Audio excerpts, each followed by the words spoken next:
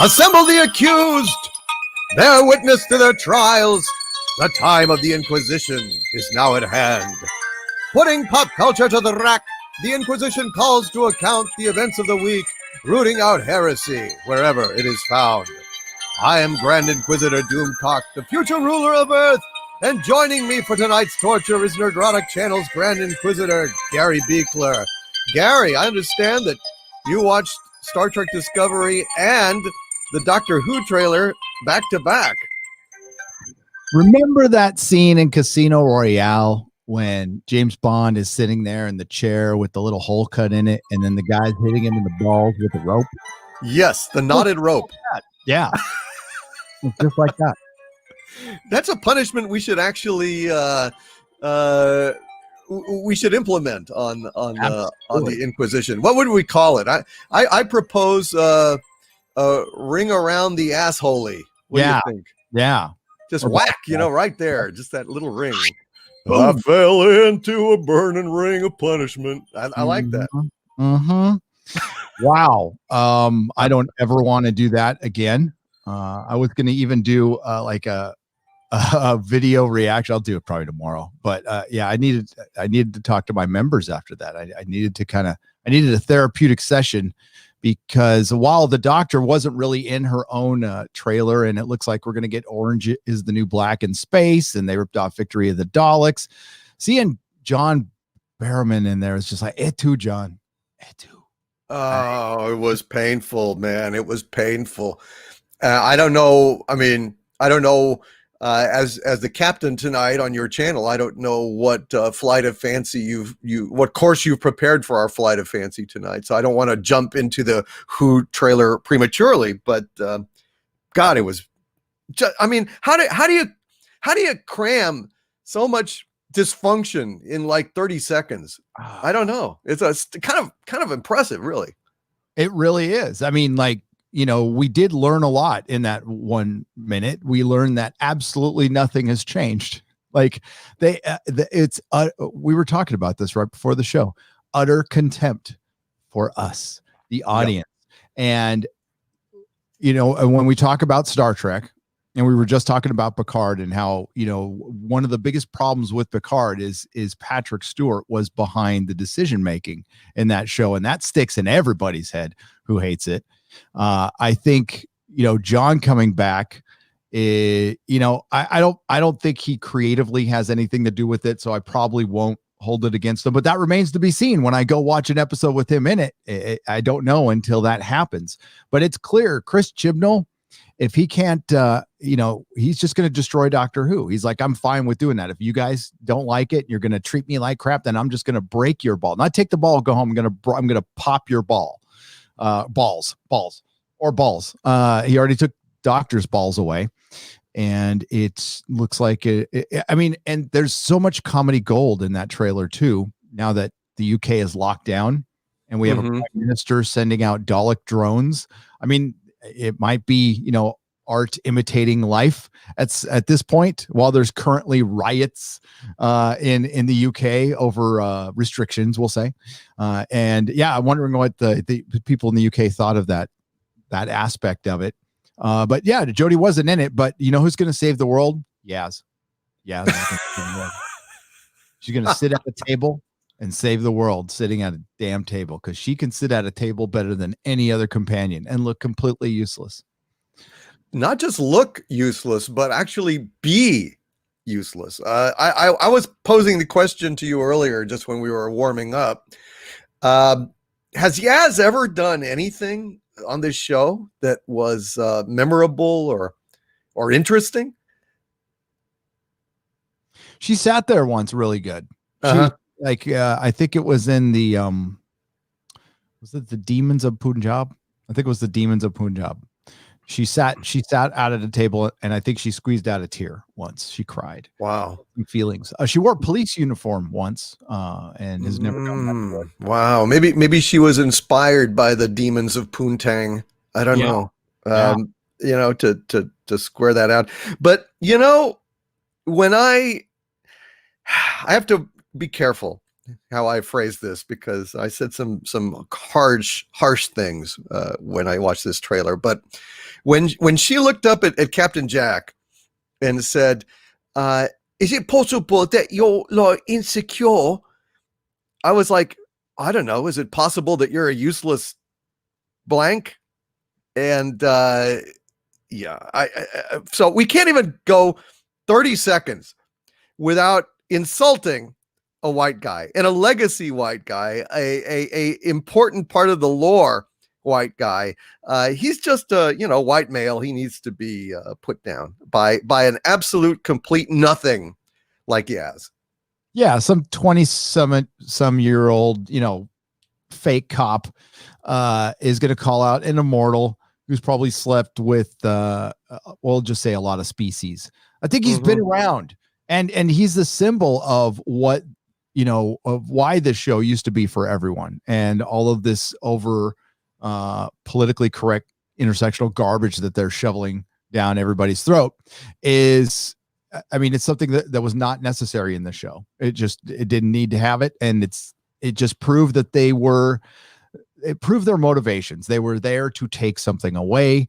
If it didn't work in this way, it wasn't going to work at all. The people creating this show don't like Doctor Who, hate the past. They think it's embarrassing, and they're trying to make up for but they still want to sell it to you as Doctor Who. Right. And that's the despicable. I mean, they stole this. So even though BBC owns it, the intersectionalists, well, I'll call them, they came in and were witnessing a theft. And we have been chronicling this theft and desecration of something we used to love, being tortured and skinned alive, like right before our very eyes. And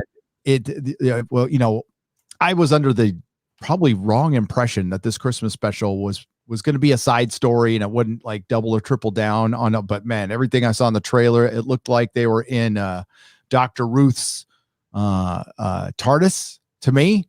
And they were, somebody called her Dr. Ruth yesterday. I thought that was pretty good because it's Ruth. The Council House TARDIS. I also think that, they're going to double and triple down on this stuff, and we're going to find out a lot more, or that we don't want to know about the Time Lords or how evil they have been. And very, it's the very same thing is going to happen to Star Trek. When we get to Star Trek, they hinted heavily that the Federation might not be all that it is right now. So, I mean, who didn't see that coming? Oh yeah. That's pretty much par for the course. But of course, this episode will not be on Christmas, Doomcock, because we can't have it on a specific religious holiday. I think at this point they wanted the time slot back and they couldn't get it back. I think that's what a lot of people think right now. And it's being good by a show, The Vicar of you're going to kill me. Dibley. Yeah. Where as pointed out that half the cast is dead. And this show beat out Doctor Who, where the entire cast is dead. So I guess. Yes. Well, yeah. It's a long running, not as long as Doctor Who by any means.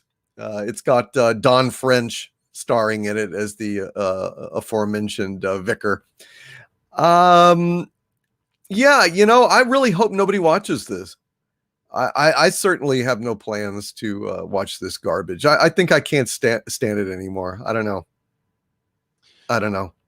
Oh, I'm going to have to watch it. And thank God it's not going to ruin my Christmas day. I mean, I don't feel, New Year's doesn't mean much to me. It's just another day. So I going to ruin my Christmas day. Why did I do that? Sorry. I don't hear myself.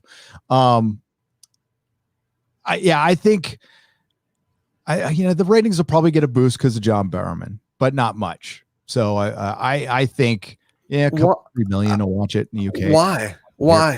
Why would that boost anything? And when we saw him previously in a really sad, kind of desperate, flop sweaty performance, I don't know. I don't know. I mean, how often are people going to keep coming back for this abuse and punishment?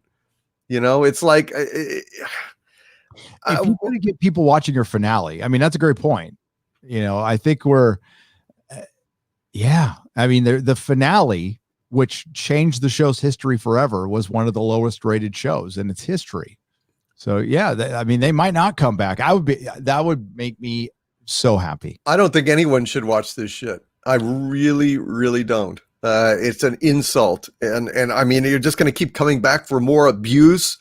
You're going to keep coming back to a show that says that the doctor was a child, a female child that got murdered over and over and over and over again in various shades of the rainbow flag, by the way, before finally settling on this male incarnation. I just, and the Time Lord stole the powers of regeneration of this girl child. I just haven't got any fucking words for the ugliness and stupidity and the sheer fucking hubris of Chin Balls. It's a fucking nerve to go ahead and destroy and pollute this franchise this horribly. I mean, there's nothing that we can do to stop this shit from happening, but by God, we can stop watching this garbage in protest and just say, you know what? Well, you've murdered it, and enjoy the body, but I'm not going to fucking come watch you sodomize the corpse. I don't know. I mean, unless you have to watch it when you're a reviewer, I guess maybe you do. I don't know if I'm going to have the stomach to do it. Yeah, there's a point where I was just talking where I'm going to stop. It's like I can't see me doing it past this season. I don't know, like, what would be the point with season 13? I'll probably maybe do a review of the whole season, but every episode, but nah. I mean, it's because it's not going to change. I think you review it for a couple of seasons because you think, okay, maybe I'm wrong. Maybe they're just, new to this, and they'll get their feet under them and they'll work this thing out. And listen, that was like a micro percentage how much I thought that. And I'm a fan. We want things to get better, but they're not getting better. They're going to get absolute worse. The more Doctor Who Chin Balls makes, the worse it'll get. The more Star Trek Kurtzman makes, the worse it will get. What they did, I mean, watching it was in sync. It was an absolute sync. What Doctor Who did and Star Trek did for me the same day when I watched them back to back.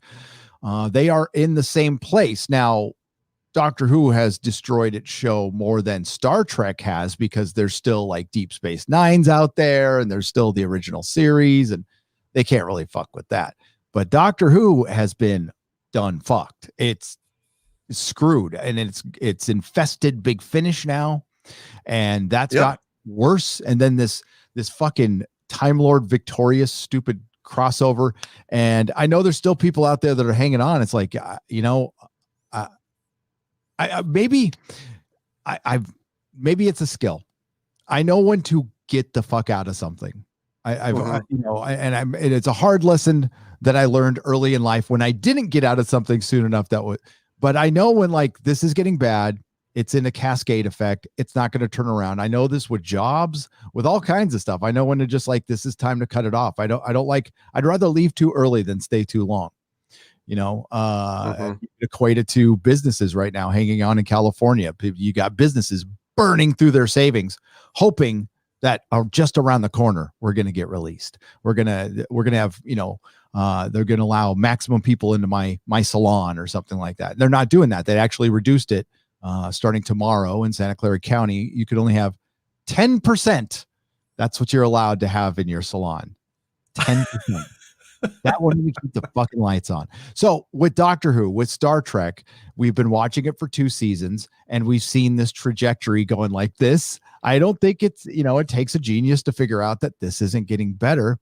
And what you are seeing is some fans just accepting it and being okay with it and saying it's Star Trek, it's better than nothing. No, it's not better than nothing when it guarantees your show doesn't have a future. Your show won't come back in 20 years. Don't think that. Don't think that for 1 minute. You can't redo a 50-year franchise, and you don't know what people are going to be interested in 20 years. This era of the nerd has lasted a very long time.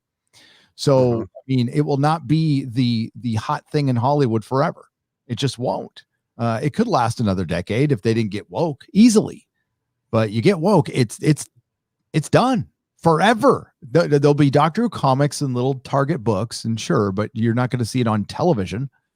Nobody's going to care anymore. Nobody cares. It's you've driven off too many of the fans with a horrible taste in their mouth that they're never ever going to want to come back to anything that you do. Certainly Star Trek and CBS, Viacom, I have no interest in seeing anything they do in the future ever. The only way I would ever revisit Star Trek is if it was entirely different, not just creative team, but company doing it. Company. It's done. It's dead.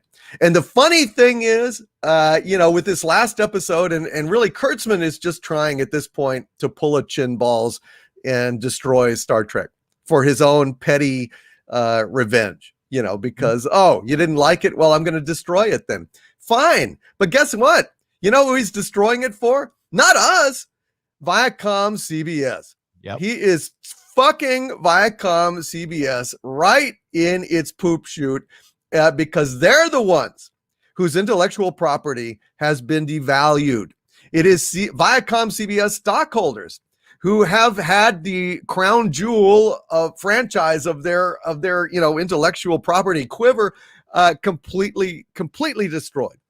Moving forward, we still have Captain Kirk, Mr. Spock. We still have Cisco. We don't really have the next generation anymore to a large extent because specifically we saw Patrick Stewart himself be degraded and debased. And just like we saw Luke Skywalker himself be degraded and debased. That's different. That's different than seeing, Anson Mount and, Pecker Spork and, Rebecca Romaine, whatever her fucking name is, as number one. They're just, we know that's like cosplay shit. It doesn't matter. It's annoying and it's kind of infuriating at the depths of intellectual dishonesty and insult to the fan base and to the property. But ultimately, it doesn't hurt. It doesn't hurt a thing. It doesn't tarnish Star Trek for us because it's not the same people. It's not seeing Jean-Luc Picard dressed up like some fucking colonial, settler, like traipsing around in the Romulan village and bowing down and saying, we failed you over and over again. That would be like seeing William Shatner, as Captain Kirk going into a gay bar in drag and then reporting back to his high overlords in the Klingon Empire because he was a Klingon all along. That would hurt. That would hurt because it's specifically William Shatner. But Jodie Whittaker is not the Doctor. Jodie Whittaker is nothing. And so, now she was in this latest incarnation that was so repugnant. So see, I don't understand how anybody can stand to look at her big gaping mouth catfish gasping on land portrayal of a character that she couldn't possibly be because that character's male. So I don't, why the fuck is anybody going to ruin their new year, get the new year started off wrong by going back into that poison well? I don't know. I guess my point is that Star Trek lives in my Blu-ray player. Star Trek lives in the posters on my wall, but Star Trek moving forward is dead. And fucking Kurtzman is to blame. And if Viacom CBS are the ones that are taking it, and they're the ones that have lost everything. And same thing with Doctor Who, because look, Gary, you can watch all your old Doctor Who's with no problem, right? Yeah. Because we didn't have to watch Tom Baker dressed up as an idiot colonial or going into the gay bar and drag and then reporting to his overlord, the Daleks. You know what I mean? Mm-hmm. Like they haven't completely undermined everything that we knew about that character with the actual actor. So you can watch Tom Baker all day long. It doesn't matter. Tonight after the show, I'm going to watch a little bit just to cleanse the palate. Got a good, 25-minute Doctor Who episode is perfect for cleansing the palate. But you're right, dude. There is no future for this. And, as somebody said in the chat, the more you hang on, the more it stings. And, honestly, when we stop talking about this shit, what do they got? Nothing. And when we're done talking, that means our money has walked away. And who knows the audience they're going for, right? So I think they've just kind of put their hands up the air and let's just go for the CW audience. Well, they don't buy shit. You can make a couple of pop vinyls and you'll be fine, and your show will be forgotten. There will be no legacy for Star Trek Discovery. It will not have a resurgence in 10 years because I don't know if TV shows will. I just had a very good conversation with my members. I guess we could bring this up is the future, when we've discussed this before, Doomcock, because, we witnessed what happened to the music industry with streaming and with comics when it went digital. It makes them cheaper. It lessens them. It deflates their value. And when you have a million TV shows out there, your show better be extraordinary to even be considered, maybe for 3 seasons now. And the reason BBC kept Doctor Who around, the reason CBS Viacom wanted Star Trek was to have that built-in audience, and they have systematically pushed all of us away. So, and now Doomcock just said it. I associate that with the brand too, not just Kurtzman, CBS Viacom. I know, man. That is basically the fact of the matter. So, if I was the stockholders, if I was the executives of Viacom CBS, I would be infuriated. I would realize that I have been ripped off by this guy who has treated my intellectual property like his personal toy. And he's a destructive kid that doesn't play well with others. And now that toy is broken in pieces. Mm-hmm. And they're the ones. The joke is on them. Yeah. The joke's on them. It's not coming out of my pocket. I don't give a shit. I still got my Star Trek. I've still got a whole DVD full of all the Star Trek comics that have ever been published up to 2005. I've got Star Trek novels. I've got fan films. I don't give a shit about what Viacom CBS is doing with Star Trek. And I don't need them. They need me. They need you. They need us. They're the ones that are fucked. How do you like that, Viacom CBS? You happy? I don't know. It just seems to me ironic. There's indicators all over the place that Star Trek is dead as a brand. And that it, as a collector, a lot of people, my favorite thing, it really is. Because I don't listen to comments, unless they're really, if there's some good advice in there, positive or, constructive criticism. Yeah, sure. But, most of the comments we get, these guys don't know shit. They don't know what they're talking about. And you're right. We don't know shit. What the fuck? The lifelong collectors. So what Doomcock and I have done our entire lives is find deals, go to swap meets, go to eBay, go to multiple comic stores. And yeah, I've been doing this for almost 40 years.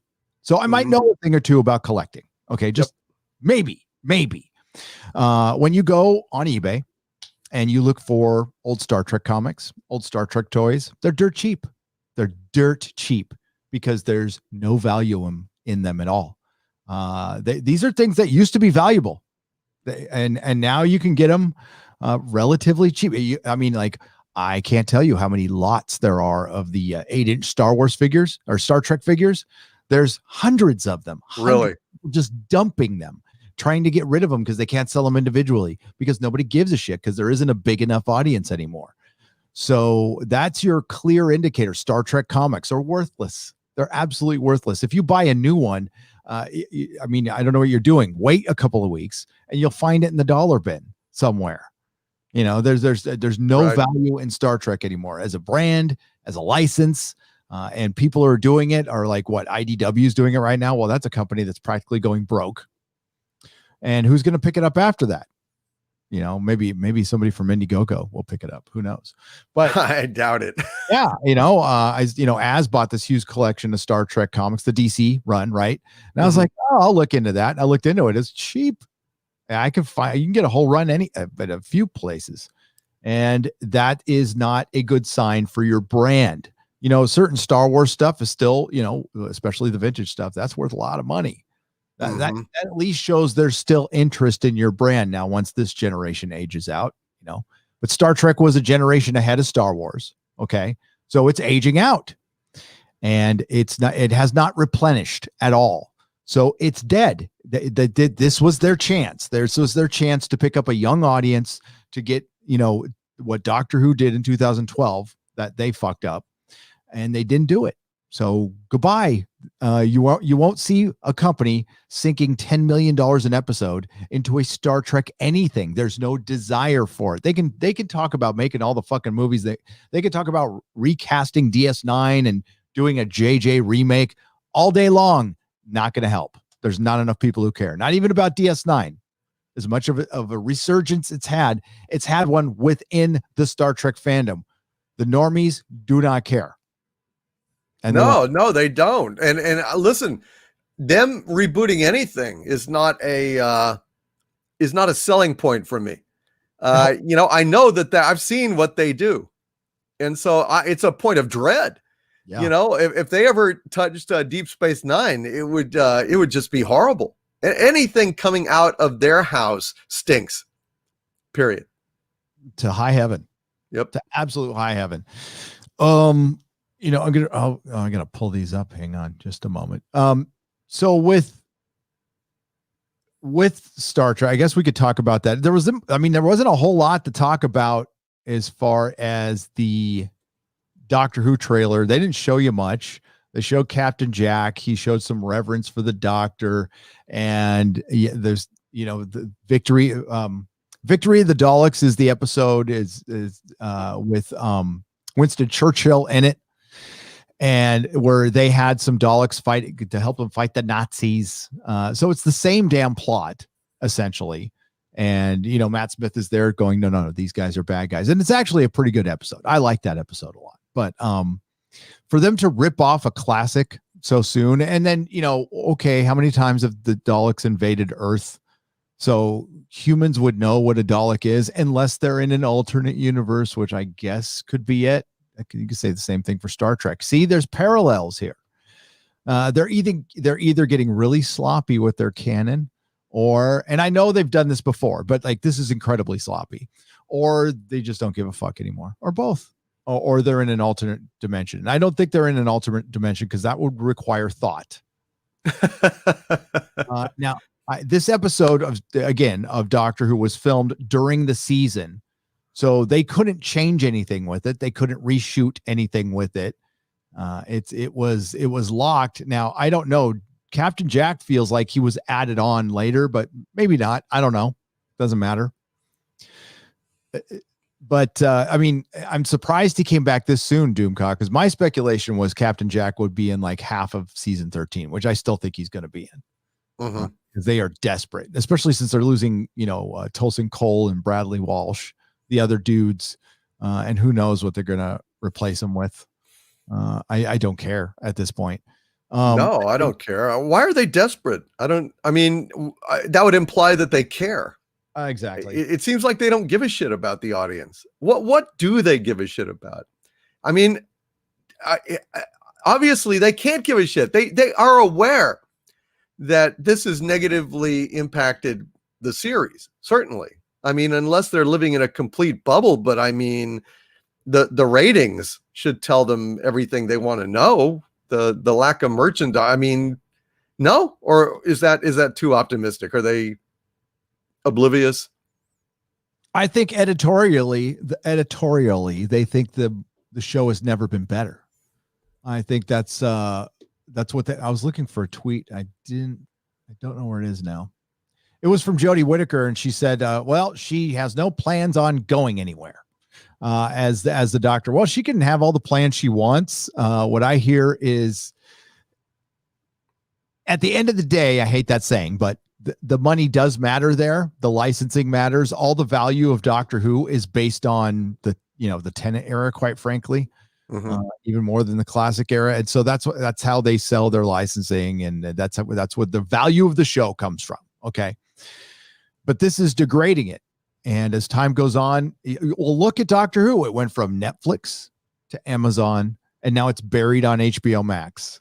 And it'll be buried there for 5 years, and then it'll go somewhere else. probably, I don't know, probably just stay on Pluto TV at that point. Well, I don't know. The end of this trailer said AMC Plus. Then maybe that's British. Yeah, because it's on HBO Max. It was a big billboard. I saw a big Of course, nobody watches HBO Max because nobody can get it. It's really hard to find. How do you even get to it? You have to watch it on your fucking phone or something. I don't watch TV on my phone. Yeah, no, it's not fun to watch TV on your phone. No, or your computer. Especially when you like invest in a big old TV. Right. Yeah, I don't think it's available on like Roku or anything like that. No, it's not. That was fucking ridiculous. Well, everything about HBO Max was dumb. I think they rushed the streaming service for one. They were banking on Game of Thrones going out with, as a big hit so they can do their 5 spinoffs. They were banking on a lot of stuff. They were banking on the DCEU to be a hit, and that didn't happen either. They were banking on Harry Potter and the stupid Fantastic Beasts series to be a hit, which is just being forced at this point because it doesn't make any money. Those movies are terrible. So yeah, I think they're in a rock and a hard place. So they got the Snyder cut, which is good, but that's about it. And they got warning labels on all their fucking movies, which pisses people off. And they're cutting out, they're editing episodes. So I think people are automatically going to get turned off. And I think the streaming wars are going to be won. And I was again discussing this with my members, by no one. I don't think anybody's going to win. I think it's just going to be kind of a fart in the wind. I think there's going to be too much entertainment out there, and people are, it's fine to Netflix and chill, but are you going to go through 5 services and chill? No, you're going to pick one and you're going to do that one. And most people are going to pick Netflix or Amazon, and Amazon can kill anybody if they want to, because they're the $1 trillion company. Yeah. So, and that's where Star Trek will end up. They'll end up having a leak, and they do. If you have your own streaming service, Viacom, CBS, and you have to still have it on Netflix so you can afford your own streaming service, that's self-defeating. So yeah, I think it's just going to be a mess. It's going to be a mess that people are going to get frustrated with, and they'll just watch YouTube instead. That's what Yeah, that's the way to do it. YouTube's much better. YouTube is so much more fun. It is. You find something new. You find for one, it's authentic, it's new, and I mostly trust what I see as far as clicks. So if people like it, and I don't go to any of the trending stuff. I don't subscribe to anybody with one channel's close, but I don't subscribe to anybody with 1 million subs. Mm-hmm. I just like watching, as Brie Larson puts it, people. I like people. I know she said that. Yeah, I like people. Oh my God. Crazy Cat Guy, thank you for the phallic unicorn. Thank you for the ice cream. I appreciate it for $1.49 each. Nikki D for $5. Canceled my Netflix, Hulu, HBO, Disney Plus accounts. Tired of funding these hacks that butcher our beloved properties. Think the normies might follow suit. Eventually, normies. I love you. You make the world go around. You're a bit slow, and it's busy. But no, I think we need to stop giving money to people who hate us. I think that's until they stop. But I agree. I'm reminded of Leonard Nimoy when he sings that song, Highly Illogical. You ever hear Leonard Nimoy do that song? I haven't heard it in a long time. Boy meets girl, they fall in love. She tells him he's everything she has dreamed of, but when they get married, before he's aware, she changes his habits, the way he combs his hair, changes into someone that he's never been, and then complains he's not like other men. And it's funny that these companies, like you were saying, have acquired these properties, not because they love the properties per se. It's not like, the CBS president wants a discount on Star Trek posters to put on his wall. He's buying us. What they're buying when they buy a franchise is they're buying the fan base. So why in God's name, dude, are they then trying to change the very fan base that they bought. It's like the woman like marrying a guy hoping to change him. You know what I mean? Right. Or a man marrying a woman hoping to change her. It doesn't work that way. You just drive people away when you don't want them to be what they are. And you're not, and it's a fake when you're basically conducting a ceremony saying, hey, here's some Star Trek for you, but we've changed it entirely. And there goes the fan base. I don't get the logic of this.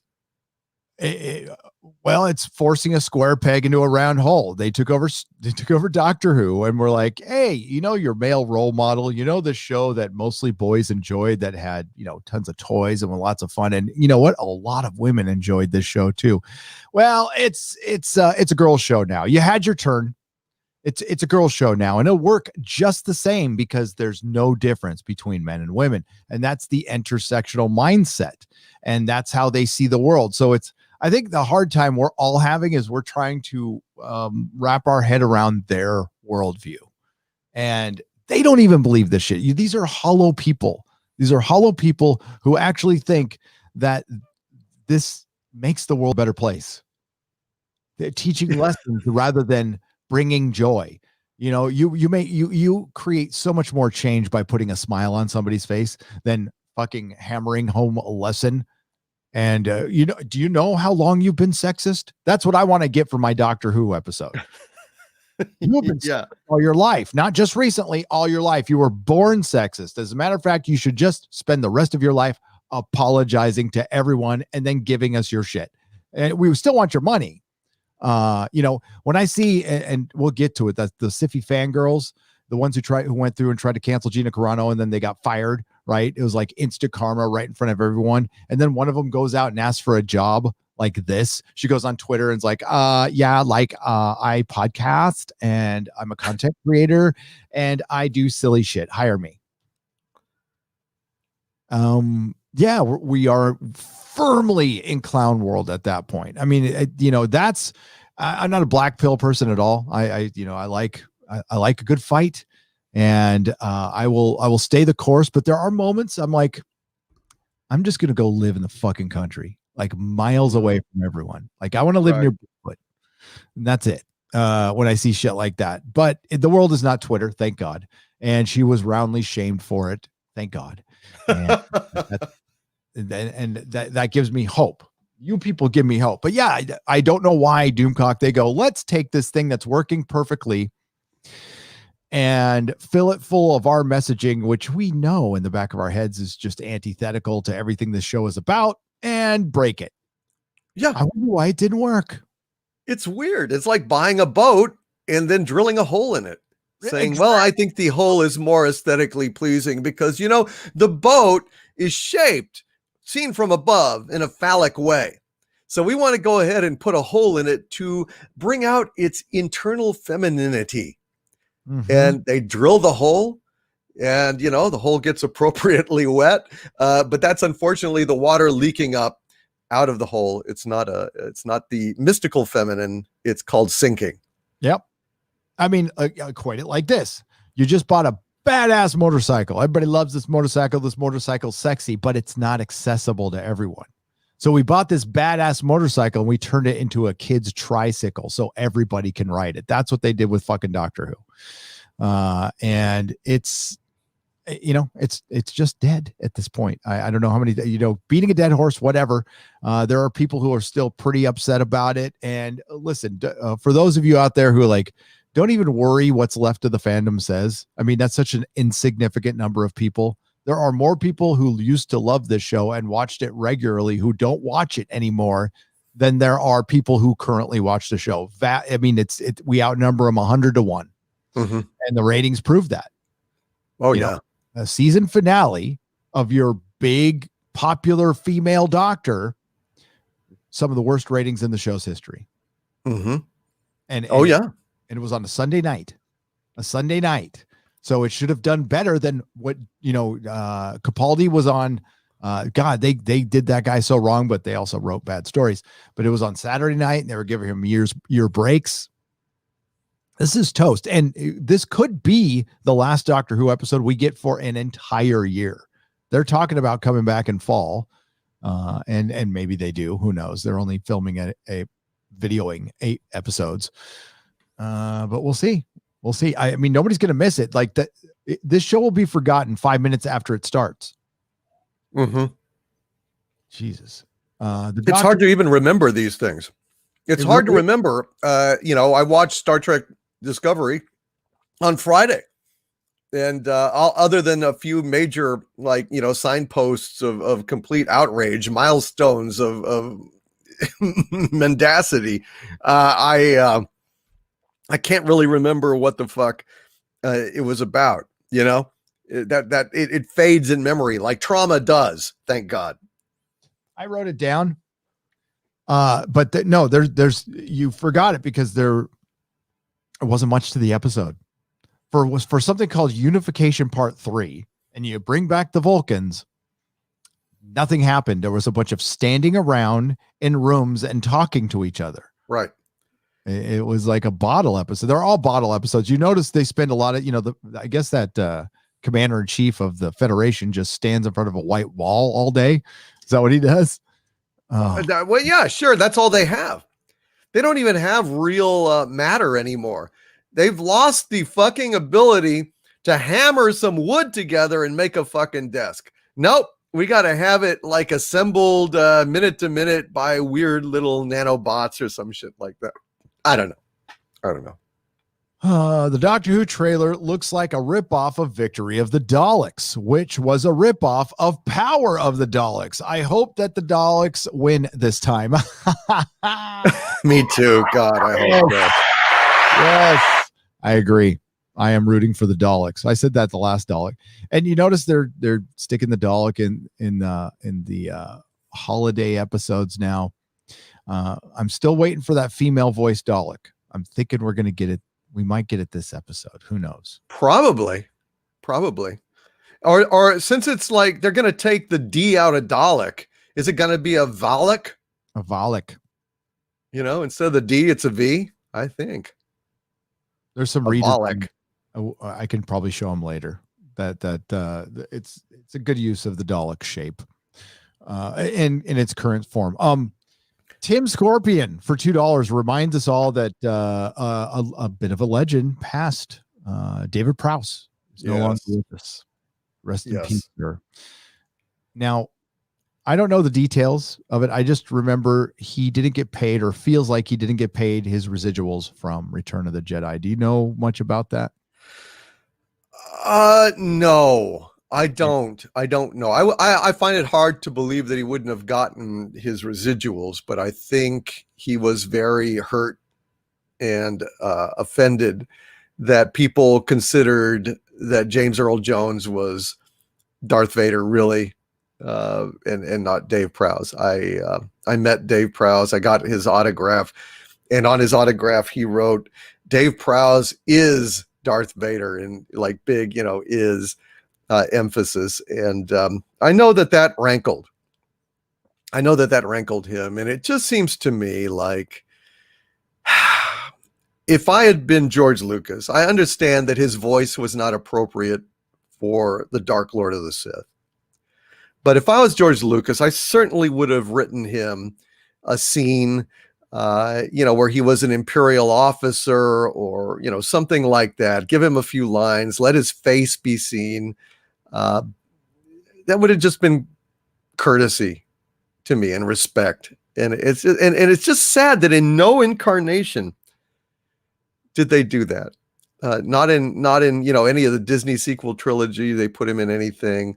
Not in the cartoons. I don't know. It just kind of sticks in my craw, and it's a very sad thing. He was I know somebody who was friends with him and says he was just a really sweet guy, really cared about the fans, and it's just really sad that he's gone. It is, and it was Sebastian Shaw, right? Who was the actor that yes, when he was unmasked, and they could have definitely had Dave Prowse do that under makeup. He was more of an appropriate age at the time, than being like this, freaking God. That guy was in his late 60s or something like that. So yeah, I agree. They could have done that. I always knew who he was. I absolutely knew since I was 7. I knew, sure. I knew who Darth Vader was, and our generation did, and it just, it shows you how things get muddled over time, right? I knew James Earl Jones was the voice of Darth Vader, but that swagger, the way Darth Vader walks and moves, which nobody else can do. We saw that already when they have the other guy playing Darth Vader. I don't even know his name in Rogue One. You can just tell that's not Darth. He had this just walk, it was freaking, and his body language was great. So yeah, it's, he lived to 85, and that's pretty old for a big guy like that. That's good. But he also got to be Darth Vader, and that's cool. He got to wear the helmet, handle the lightsaber, got to be on the set and part of the magic. I think that's super cool. Yep. And he was in Hammer horror films as well. Played a lot of parts there. Stuntman. He was in Hitchhiker's Guide to the Galaxy TV show. So. Okay. What is the origin of the bestest ever? Asked Keeper of the Kraken for $2 Canadian. There is no origin. 2 people copulated and gave birth to this really amazing woman who was just amazing when she was an egg, when she was an embryo. Like her sperm was amazing too. So that's true. Although if you're asking like the first use of it, it would have been in my Star Trek my original Star Trek Discovery video, where I was searching for a way to adequately convey my ultimate disdain and dripping contempt for Mikey Spock. And so the bestest ever was like the phrase that I came up with, and it kind of caught because holy shit, she was on the front wave of a whole string of bestest evers, including Ray, the amazing Wonder Ray. And then it was the so-called phony doctor, the Doctor, Captain Marvel, bestest ever too. Well, shit, Westworld. I mean, it's pretty much everything now. The one thing I am kind of happy about is the all-female, the female written as a dude action thing is it's already burning out. People are just rolling their eyes at it. So we'll see if Pirates makes it to the light of day. I want that movie to come out because I think it'll be kind of the reverse Ghostbusters, which started it all. And I think that might be the end cap as far as just cringe remakes. So I want them to make that, unless they do A-Force. If they do A-Force, if Marvel does A-Force, then that is the content, YouTube content gods blessing us all. Blessing us all. That's all I want to say. The V-Force. Oh, Jesus. Alpha Prime for £5. Money walks, bullshit talks. How is Star Trek Discovery still on after no one's watching it? The ratings are in the toilet. How does this work? Oh, content. They need content, and it's paid for by somebody else. So that's the only thing I can think of. I have no inside dope on that one. Well, I tell you, that is just the stupidest goddamn thing. To go ahead and long-term damage to the point of ruination your franchise in order just to have some shit to play live on television on your main channel. Really? So you're going to make a couple of $1 million on advertising revenue as your audience goes bye-bye, as they're exposed to this shit and they realize, oh my God, this doesn't look like anything I ever wanted to see. Really? That's great. I mean, that's the easiest answer, folks. Just short-term gain. Short-term gain. That's not even that. It's a perceived short-term gain. Right. So, I mean, the show doesn't trend. I mean, how many times we got to say it? And it's, I don't know. Maybe they don't want to look. Maybe it's a perception thing. Maybe they can take the hit and don't look like they have this failed Star Trek. And it might be that, because they still have big plans for Star Trek. And if they cancel a Star Trek show, that could hurt any future investments. So they have to keep this thing rolling, but it's all a sham. It's all a facade. There is no, I mean, you can't create interest in something if it's not there.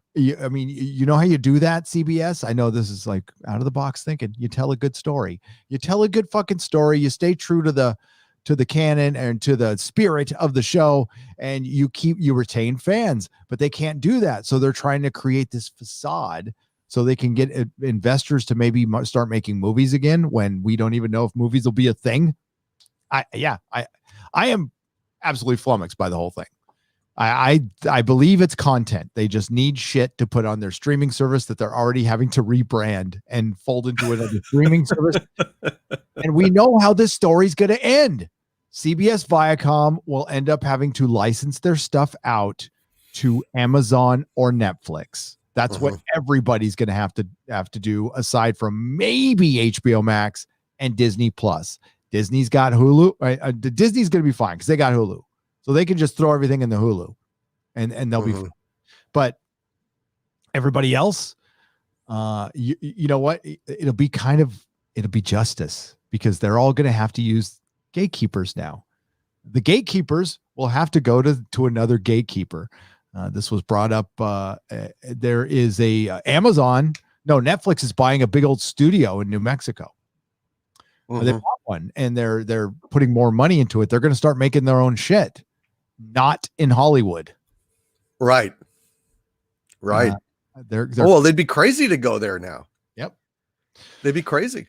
So it's going to be a diaspora of Hollywood evacuees spreading out in search of fertile lands by which they can ply their trades. And God knows what effect this will have on the industry. I don't know, but it can't hurt. Well, here's what effect no, it can't. And except if they make more woke garbage, and then it will hurt.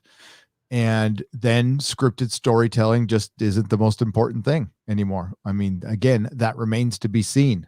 This isn't like tracking a trend.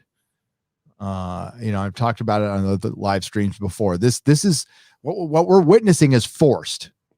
What's happening to Star Trek, that was forced. If they could have made a Star Trek that everybody liked, I mean, they didn't have to fill it full of intersectional feminism and make it female centric. They just could have made Star Trek like garden variety average Star Trek, and it would have done better than this. They could have done the same with Doctor Who. They didn't have to switch it to a female. They could have made it a black male instead, and nobody would have complained, except for Anita Sarkeesian, who ended up complaining anyway.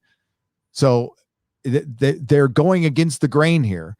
So they're bucking a lot of trends, or they're forcing them to be over before they were naturally going to be done with their progression. And we're in new territory now. I mean, it's utter destruction. And, occasionally they figure it out. Like then we get a Mandalorian, which we'll talk about, which clearly happened because they did stop and think maybe we shouldn't piss everybody off anymore. Yeah. Oh, for sure. For sure. Look, I was like reporting these rumors that Disney was basically adopting a policy where they were kind of rolling up the red carpet for woke and not wanting it to, impact their business anymore because they are for a for-profit company, which points that the fact that The Mandalorian does not have a lot of woke shit in it, the fact that it's free of this identity politics crap that Kathleen Kennedy specializes in, would definitely reinforce the idea that Kennedy's influence has waned over at Lucasfilm, at least up until this point. Now, whether or not she's going to leave as scheduled when her contract is up, I don't know. I kind of thought that she was going to have her own production company and probably exit with a production deal for her production company with Disney. I thought that probably was what this Children of Blood and Bone was going to be, this kind of woke book, that this young adult book. Remember, we were talking about it, that has an anti-police slant in it. Yep. Explicitly, like even in an afterword in a fantasy novel, this chick had to go off about, defunding the police and atrocities and so on and so forth. Great. That's special. But it was also thematically in the book, as I understand it. Okay, fine. As long as she's not screwing up Star Wars. Well, now it appears that even if she does stick around, it's going to be a situation. Yes. It's going to be a situation where she has to be hands off on Star Wars from now on. But they'll go ahead and let her do her own woke shit because, nobody cares about that crap and it's not going to make any difference. But, there you go. No, if Kathleen, we'll talk about, let me read a couple super chats. So I guess we'll move into the Mandalorian because this is it's all connected. I don't have my strings and my little push pins, but they're over there. Just, it's all. I see. A whole fucking map. It's all connected, man. It's the quickening. It's exactly. Oh, got to do an exozone. I totally forgot it. Thursday was Thanksgiving. That's why I did. Well, it was Thanksgiving. Yeah, we couldn't. Yeah. I was like, oh yeah. And you do your Thanksgiving show. So, which I a lot of, I thought was really good. Thank you, man. Appreciate that. Of course. Now I'm not going to say everything's kumbaya at Disney because I still think there's a bunch of woke mofos there, and if they get sure, they could go back to it at any moment.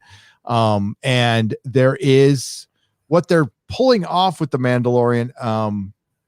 I almost titled this episode "The Mandalorian" a little bit because it's there and it looks like they're going in the Filoni direction to me. That's just based on what I saw in this episode, and we'll go over it because we both felt the same way about the episode. We did, which would be different from what other people felt about it. It's true. It's funny that we both felt the same way, and other people were on the last two.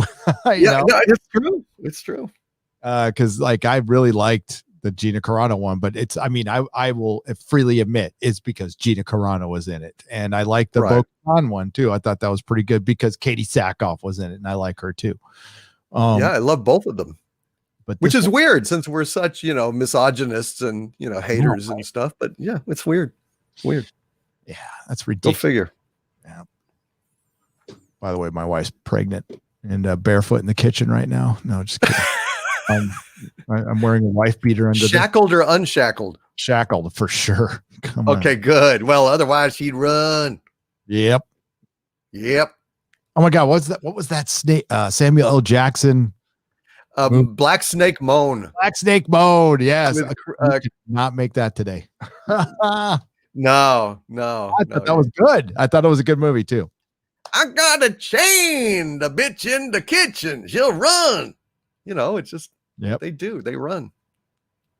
I think the MCU will. I'm sorry, Nikki D, for $5. Do you think the MCU will garner the same attention as it did during Endgame once it returns? No, not a chance. Nope. No, that was magical what they did. That will not be repeated. I know I've actually witnessed a lot of the Marvel centric and channels out there going, oh, they can totally do it again. Okay, here's how you could do it again. You be Marvel Comics, you hire the right people for the role. You make the superhero look damn close to what it did in the comic books. Mm-hmm. You remove any sign of identity politics from that. That's how it you still couldn't equal it, but you can come close because you can bring back Galactus. The Fantastic Four would have to look like the Fantastic Four. That means a blonde Johnny and a blonde Sue, and Reed Richards has got to be a white guy smoking a pipe with the little freaking whites here, and Ben Grimm is a New Yorker, and that's it. It's got to work, and he's basically got to be Jack Kirby, and the X-Men got to look like the X-Men. Wolverine's got to be this stocky, muscly dude, or bring back Hugh Jackman. I don't know. But do you think for 1 minute the Fantastic Four is going to look like Jack Kirby's Fantastic Four? No, I don't. And I just honestly think personally that they're idiots if they don't do this. I said we need an entirely alternate Marvel universe. I would call it the Marvel pop art universe. I want it set in the 60s. I want it like with the costumes. I want Galactus to be a giant guy. I want it to have the preposterous plot points. I basically want a live action Incredibles. Yep. And it would be friendly for the whole family. It would have the advanced vocabulary that Stan Lee introduced for all the villains that waxed grandiloquent with their fanatical and maniacal schemes. Shit. I would watch every one of those 20 times in the theater. Yep. The sense of fun. And I'm no like prude, or God knows I'm not a prude, as you all know. But the idea of like a G-rated, the same level of dialogue and action in the comics, the Kirby 60s comics, holy shit, that would be like such a blast of fresh air, wholesome fresh air. That I think young and old alike would just flock to it. I think it'd be the biggest damn thing to hit theaters since Star Wars. Yeah, I completely agree. And that was obvious from The Incredibles. The formula is there, and they won't do it because they're unwilling. See, this is all unwillingness. This is why it's bucking the trend. They feel like they can't have a movie with 4 white people in it. Yes, you can. The comic worked for decades. Now, I will argue that the Fantastic Four is probably the most difficult to adapt. But you could do it if you go full comic book. If you are unabashed, like, this is what this is. They wear blue costumes, unstable molecules. And they fight big purple guys or guys named Annihilus. That's exactly what we fucking want. And we got a taste of that in Guardians of the Galaxy. Guardians of the Galaxy was an unabashed comic book movie. Yes. And that's why it fucking worked in every single way. And they, it was a beautiful update. It was a beautiful, I mean, because all the things that like Star-Lord cranking his middle finger up for the guards, like harmless little kind of pranks like that, which I mean, you wouldn't see in the original Marvel comics, but I thought it was so much fun. It was joy. I haven't had that much fun in a movie since the actual Star Wars. Yeah. There we go. Oh, this is this shit is fun. And they won't, I got this one in there too. I got like 6 copies of these, but I see it, I buy it. You got 6 copies of the same one? Yeah, I do. I have this horrible habit of buying. I'm like, it's only $8. Sure. I know I like 5 other ones, but I'm gonna open a shop, so I'm gonna probably have it in there to sell. But look at this cover. Oh yeah. I'll probably just put it on my wall. Or look. Oh yeah. Like I love these. So good. But no, this is when Marvel was fun. This Marvel doesn't exist anymore. It's dead. It's fucking dead. Disney. Yeah. I call it Disney Marvel now. And so you got a lot out of that super chat, Nikki D.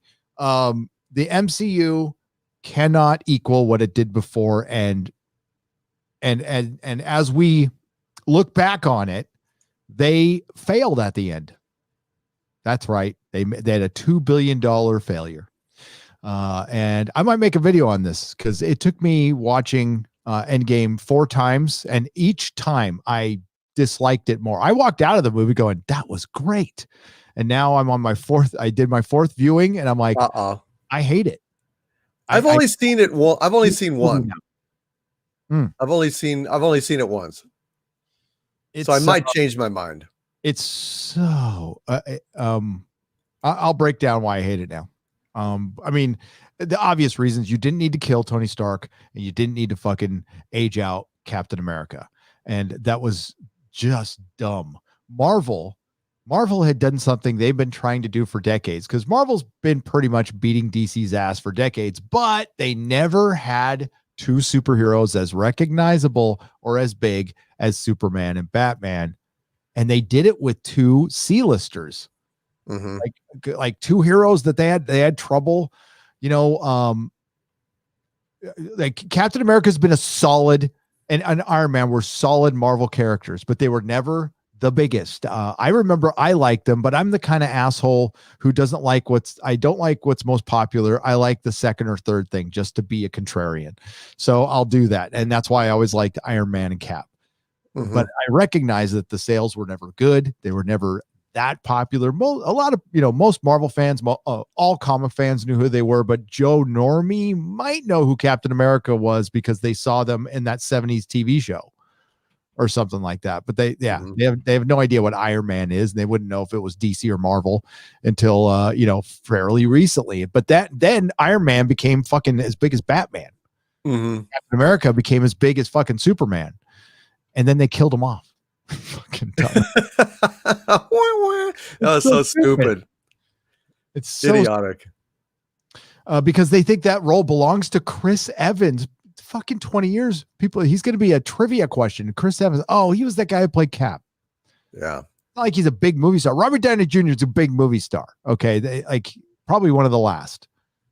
But Chris Evans, you retired a character for Chris Evans. He was a pretty good Johnny Storm. I got to say, he was a pretty good Johnny Storm in those terrible Fantastic Four movies. Shout out to comic skater John Malin, speedy recovery. Matt G for $2. How's John doing out there? Is he back from the hospital? John Malin was in the hospital with the coof. So speedy recovery. Mr. Malin. Absolutely. You need to hurry back and then get abused by your former coworkers at Marvel. They don't care about you and you don't care about them. Fuck them. You're doing great. John Malin is doing great on his own. He broke away from Marvel. He's one of those people who was actually, persecuted for his political beliefs, and they ran whisper networks and shit to get rid of him simply because he was a Trump supporter. I don't even know if he was a Trump supporter, simply because he was a Republican, not SJW. Which is basically you're a Nazi if you're not SJW. Jay Paula, I said it on Friday Night Tights, and I'll say it again, Gary. If Games Workshop thinks it's immune to COVID lockdown round 2, it might need a reality check very soon. Well, it depends if they're deemed essential. If they fall under entertainment, they might be an exception to the lockdown. That's talked about in my video. The reason they made a point to come out and make the entertainment industry essential is for the lockdown. It's not for the curfew. It's for the lockdown, which is coming any minute now. You're hearing them say cases, blah, blah, blah, blah, blah. And it's just like, it just happened in the UK. And I don't even know if isn't the UK supposed to get off theirs pretty soon? I wonder how that's going. I hope it's going well. But I don't think Games Workshop would be immune to it. But they, my argument is no state can tell them to open or close. They think they can, but they can't. Have you seen the Rainbow Brute trailer? Says Cody Duffin for $2. I have not, but I've been hearing about Rainbow Brute for a long time. That's something Ethan's doing. And Nicholas Horton for £2 says RIP David Prowse. And I think that's a good segue into the Mandalorian, Doomcock. Absolutely. Well, the Mandalorian. Well, I'll let you lead off on that, but I had reservations. I won't say what they are yet, but I always like these episodes. I enjoy them. I don't dread them. I never dreaded an episode of The Mandalorian like I dread STD or Westworld or, Wokeman or any of that shit. Even The Boys, I kind of semi-dreaded watching The Boys because you never knew what the fuck was going to happen and the characters are pretty unlikable and everything else. But I enjoy it. But that said, it is really the Blandalorian in a lot of ways. I guess the most positive thing I can say about it is that Rosario Dawson was great as Ahsoka. She just perfectly fine. I really enjoyed seeing her portrayal of it, of her. I thought she did a hell of a job. I thought some of the action that she was in was really good. And some of the action was, I was going, what the fuck are they thinking? But Gary, go ahead. What do you think? I felt the same way. I mean, I'm glad. Okay. I will preface this like I preface sorry folks, but there's always somebody watching for the first time. So I watched The Mandalorian as a very casual viewer. I am no longer a Star Wars fan, meaning I do not purchase Star Wars things.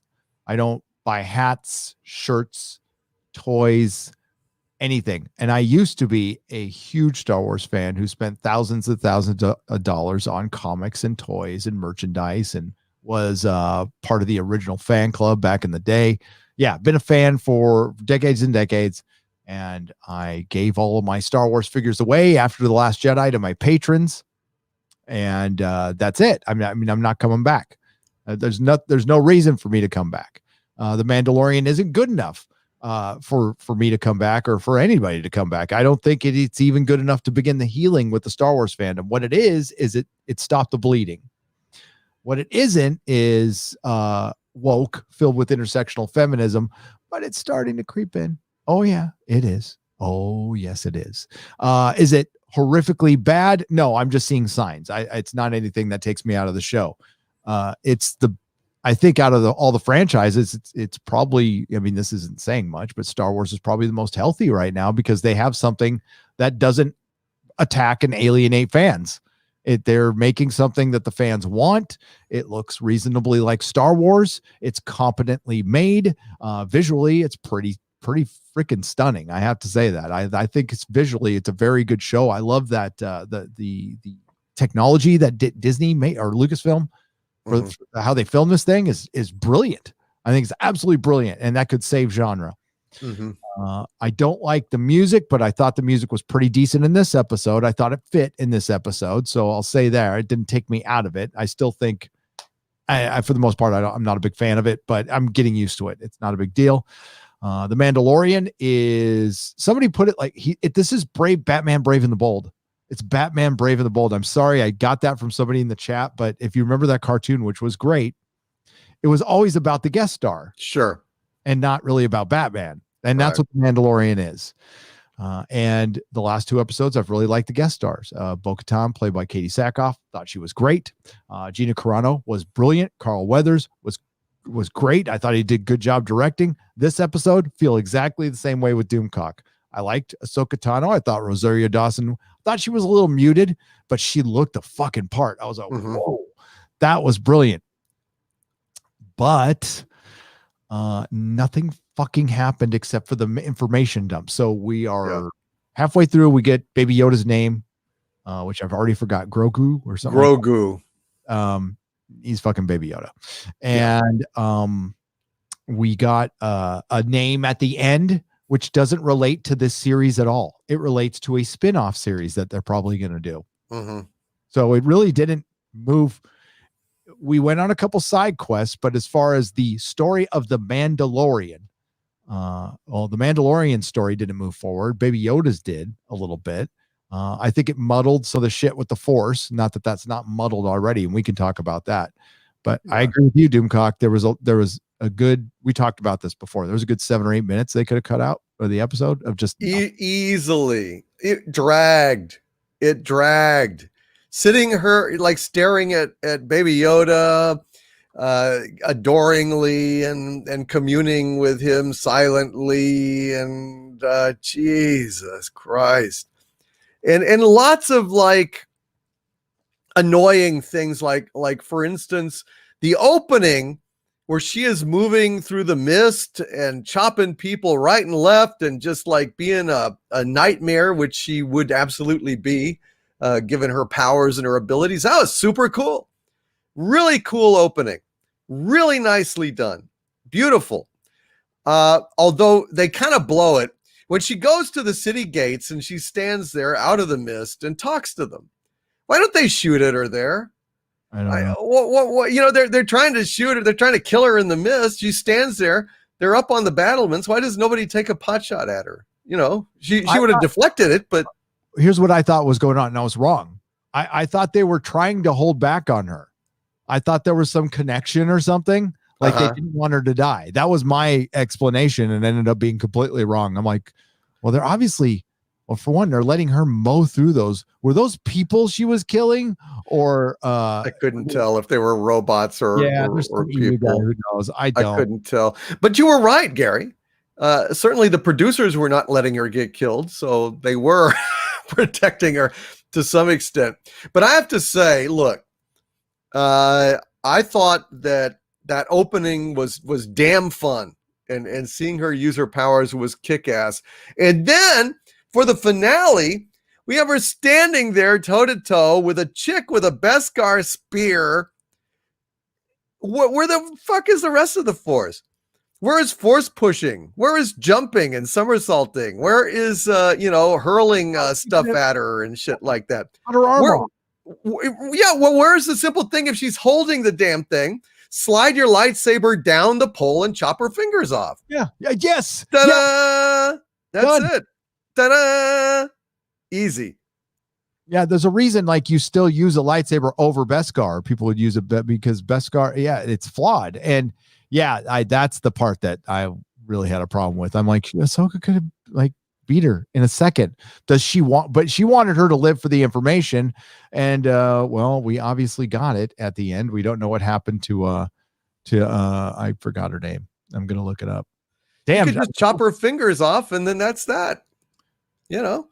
Push her in the water, for God's sakes. Governor. No, that's not her. It was Morgan Elsbeth. So, and she knew where Grand Admiral Thrawn was, who's not even the big baddie in this show because we have Moff Gideon. So Pedro Pascal. Wow. Wait a minute. Okay.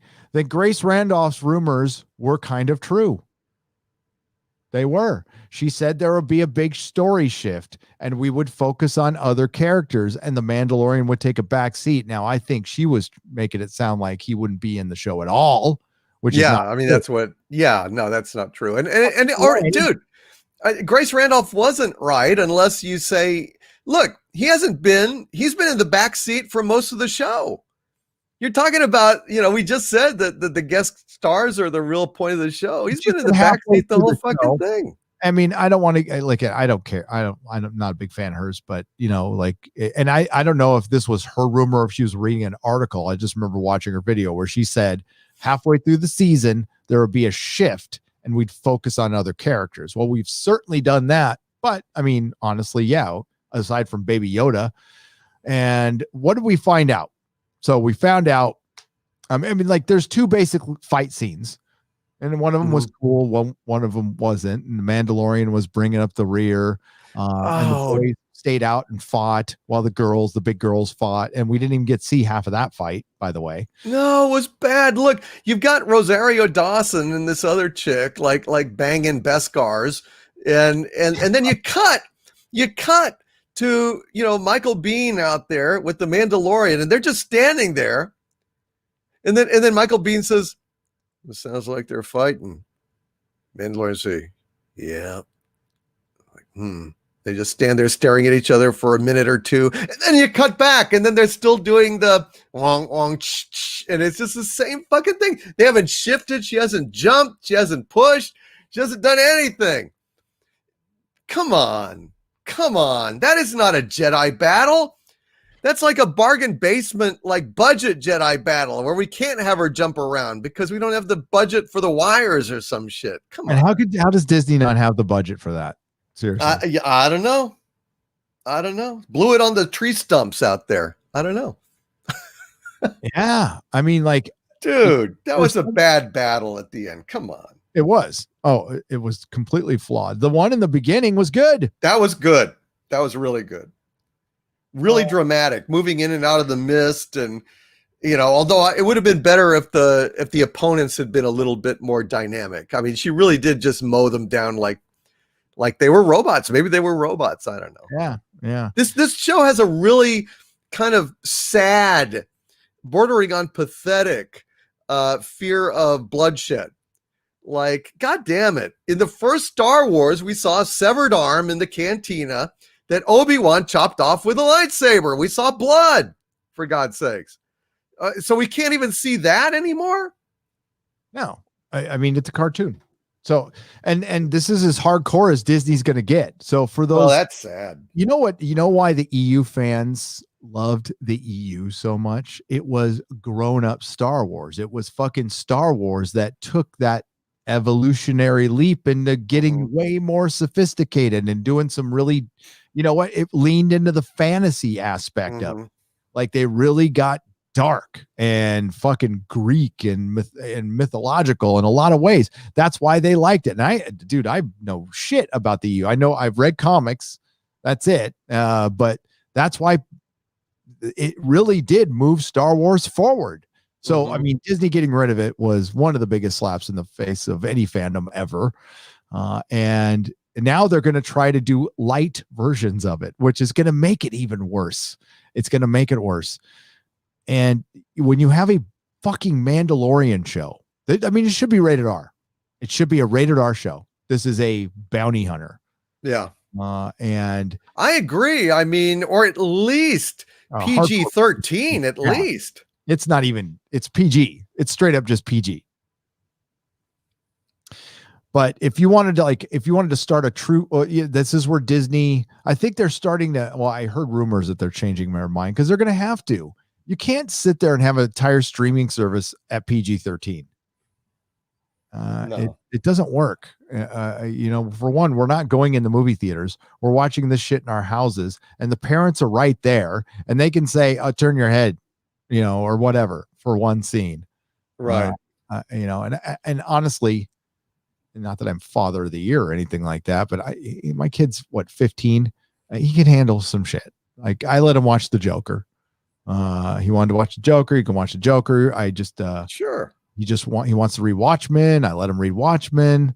It's fine. That was a very emotional moment. Well, I didn't think I almost got choked up when he asked me that. I'm all, really? You want to read Watchmen? Such a good boy. So yeah, it's stupid. You're right. You're just hamstringing yourself, or hamstrung. You're hamstrung when you do this. You're tying one hand behind your back, and then you tell this really simplistic storytelling. And please stop. Okay, I get it. It's not woke. It's for now. It's not woke. But you can't say something good by going, well, at least it's not woke. That lasts for a season. That lasts for one season. You only get one season of that. You don't get two. And well, at least it's good Star Wars, and at least we're arguing about the plot. What plot? What plot? We got the baby's name a season and a half in. Yeah, that's it. I don't even really know what the hell was going on other than she wanted a name. I mean, these things are like bare bones. I have heard jokes with more elaborate plots than these shows. I honestly, I mean, it's a lot of flair, a lot of visual goodness, a few character moments here or there. They're kind of spotty, but still, I think Baby Yoda gets the lion's share of them. But man, these are bare bones things. Whew, man, talk about lean. I was thinking about, what was that? Is it The Aristocrats? Where the same comedian, where they get a bunch Yes, The Aristocrats, where all the different comedians tell their version of the joke, which is trying to make it more elaborate and more obscene than the next guy. It's like a kind of a tradition among comedians. Yes. I gotta watch that again. It's got Billy Connolly in it too, and George Carlin. But yeah, It was fun. Gilbert Gottfried was fucking hilarious. Yeah. Oh man, when you said that, it made me think of it. No, this is the way. I mean, we get it, Disney. You were scared. You did your Baby Yoda steps and stuff, but now there's only 3 episodes left of the season. And what has the Mandalorian done? He was tasked with taking the baby back to his kind. We're 5 episodes in, and he did. And his kind doesn't want anything to do with him, except his kind sent him off to another Jedi. So so you think in season 5, do you think this show's gonna, I think people are still expecting it to like grow into a full show by season 5. No, this is it. This is what you're going to get. I'm afraid so. And it's still, so they're trying to say that Baby Yoda was trained like when he was 18 or something like that is what the math works out to, or some shit like that. During or before the Clone Wars. Right. Or during. And then he was hidden when Order 66 came. By who? That's going to be another mystery that might take an entire season to tell. I'm guessing it's Anakin. Anakin decided not to kill one. I don't know. I doubt it. No, I don't know. But here's the problem. Look, they're trying to have it both ways. It's kind of like the AI in Star Trek Disgracery. They're trying to have it both ways, that it's an AI and it's trying to learn to be an AI. If Grogu, I want to call him Baby Yoda, but if Grogu has had Force training and everything else, you can't have him also acting like a little baby. He acts like a little baby the whole fucking time, obsessed with getting the ball. And let me tell you something. If he was trained with the Force and he's actually cognizant and he's like a mature adult, eating those eggs was really, really, really dickish. Like I was like making fun of everybody that was bitching about him eating the eggs. I mean, I didn't like it. I didn't think it was funny, but I wasn't like offended. I'm like, well, he's a kid and he just wants what he wants. And he's not cognizant of really that he's doing that wrong, except like a kid or a dog even is cognizant about, getting into the bureau and eating the dog biscuits, the cabinet under the sink or something. When they're bad, it's in an innocent way. But if Baby Yoda fucking knows that those eggs are hers and how eggs work and everything, and he's still eating them, that is a straight up dick move.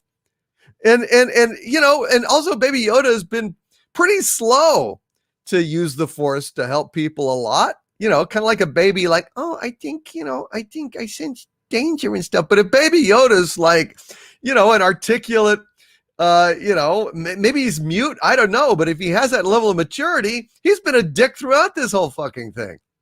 Mm-hmm. So I don't know, man. Baby, they have really messed up where they're trying to make it both that he's been trained by the Force since he was 18 and that he's still a baby.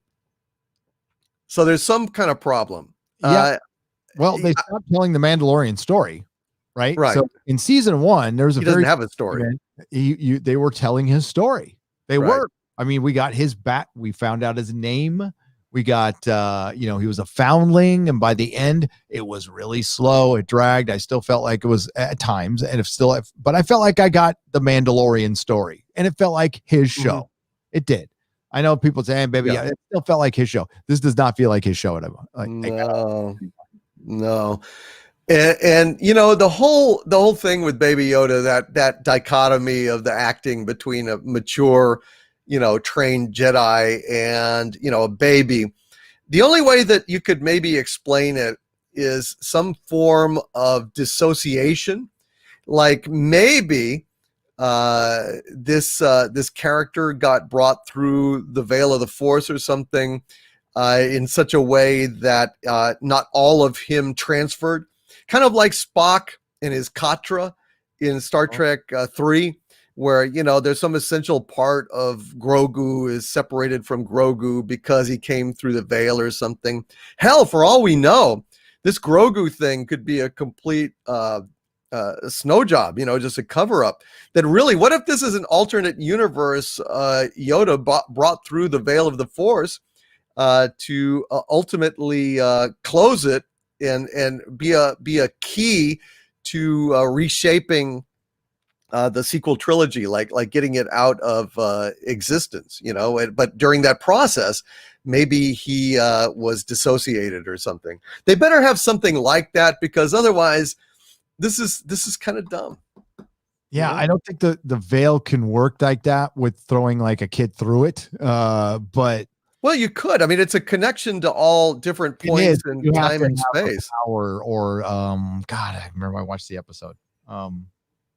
You can't, it's not something you can just walk through. No, you've got to really have power. But there's something else, and I can't remember what it is because I only watched the episode once.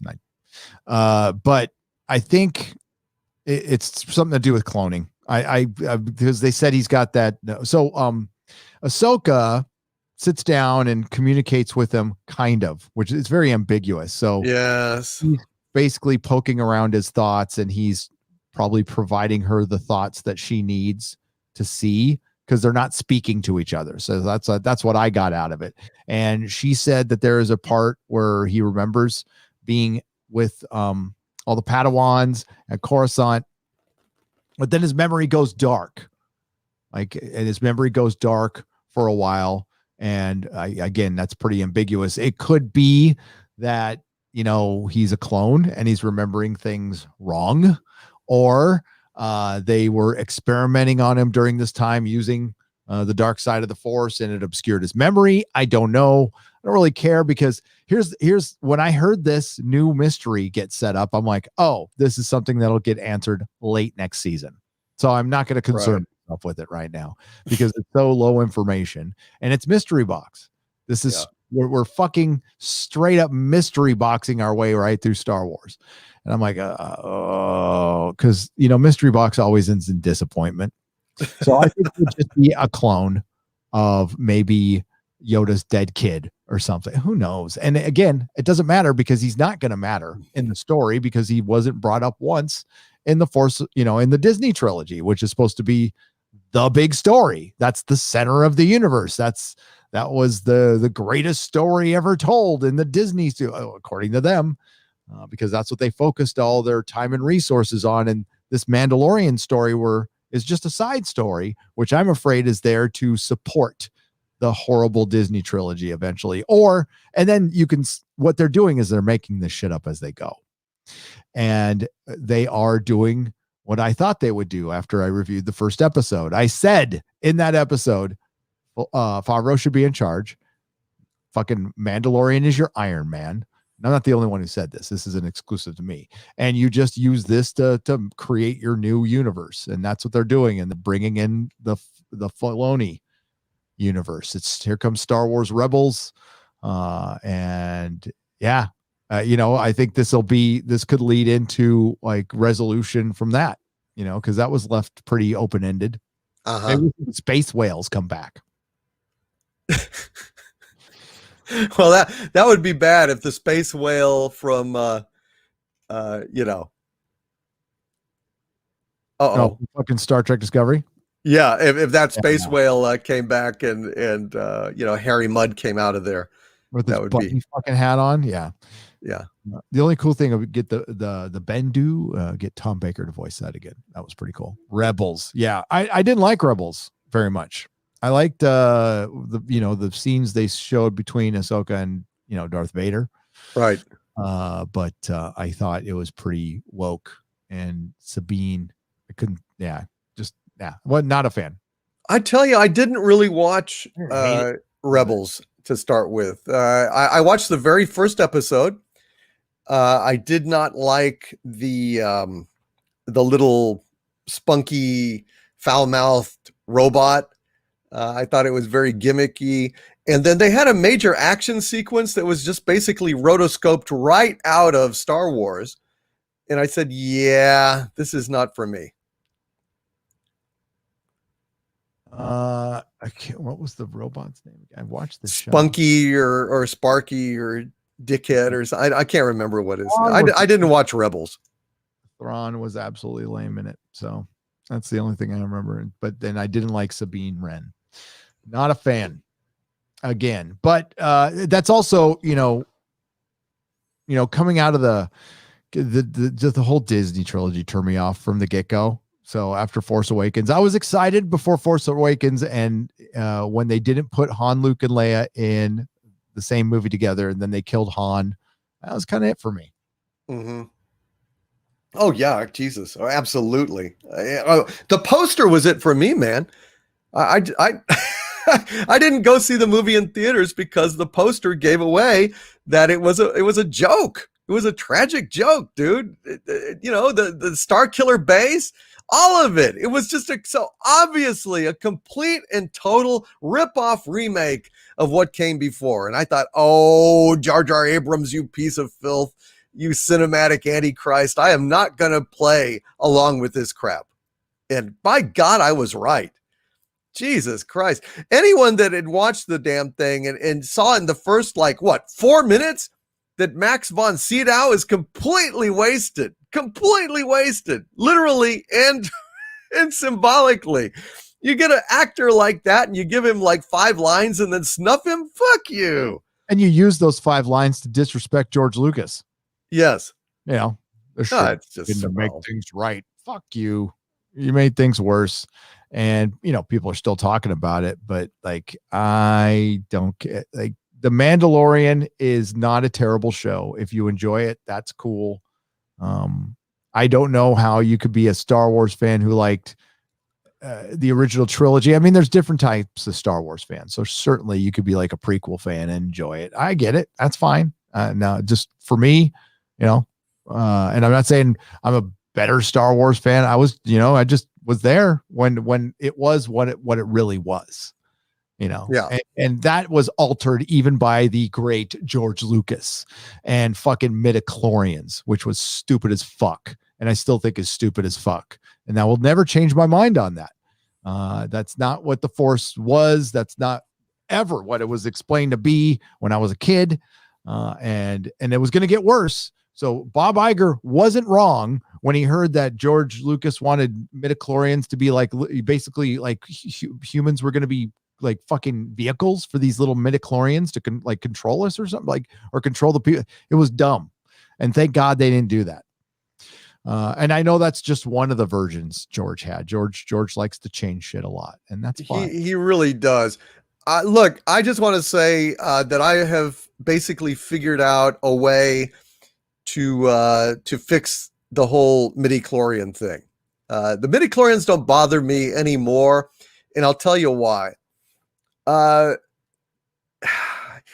don't think you could make a case that the midichlorians do not generate the Force.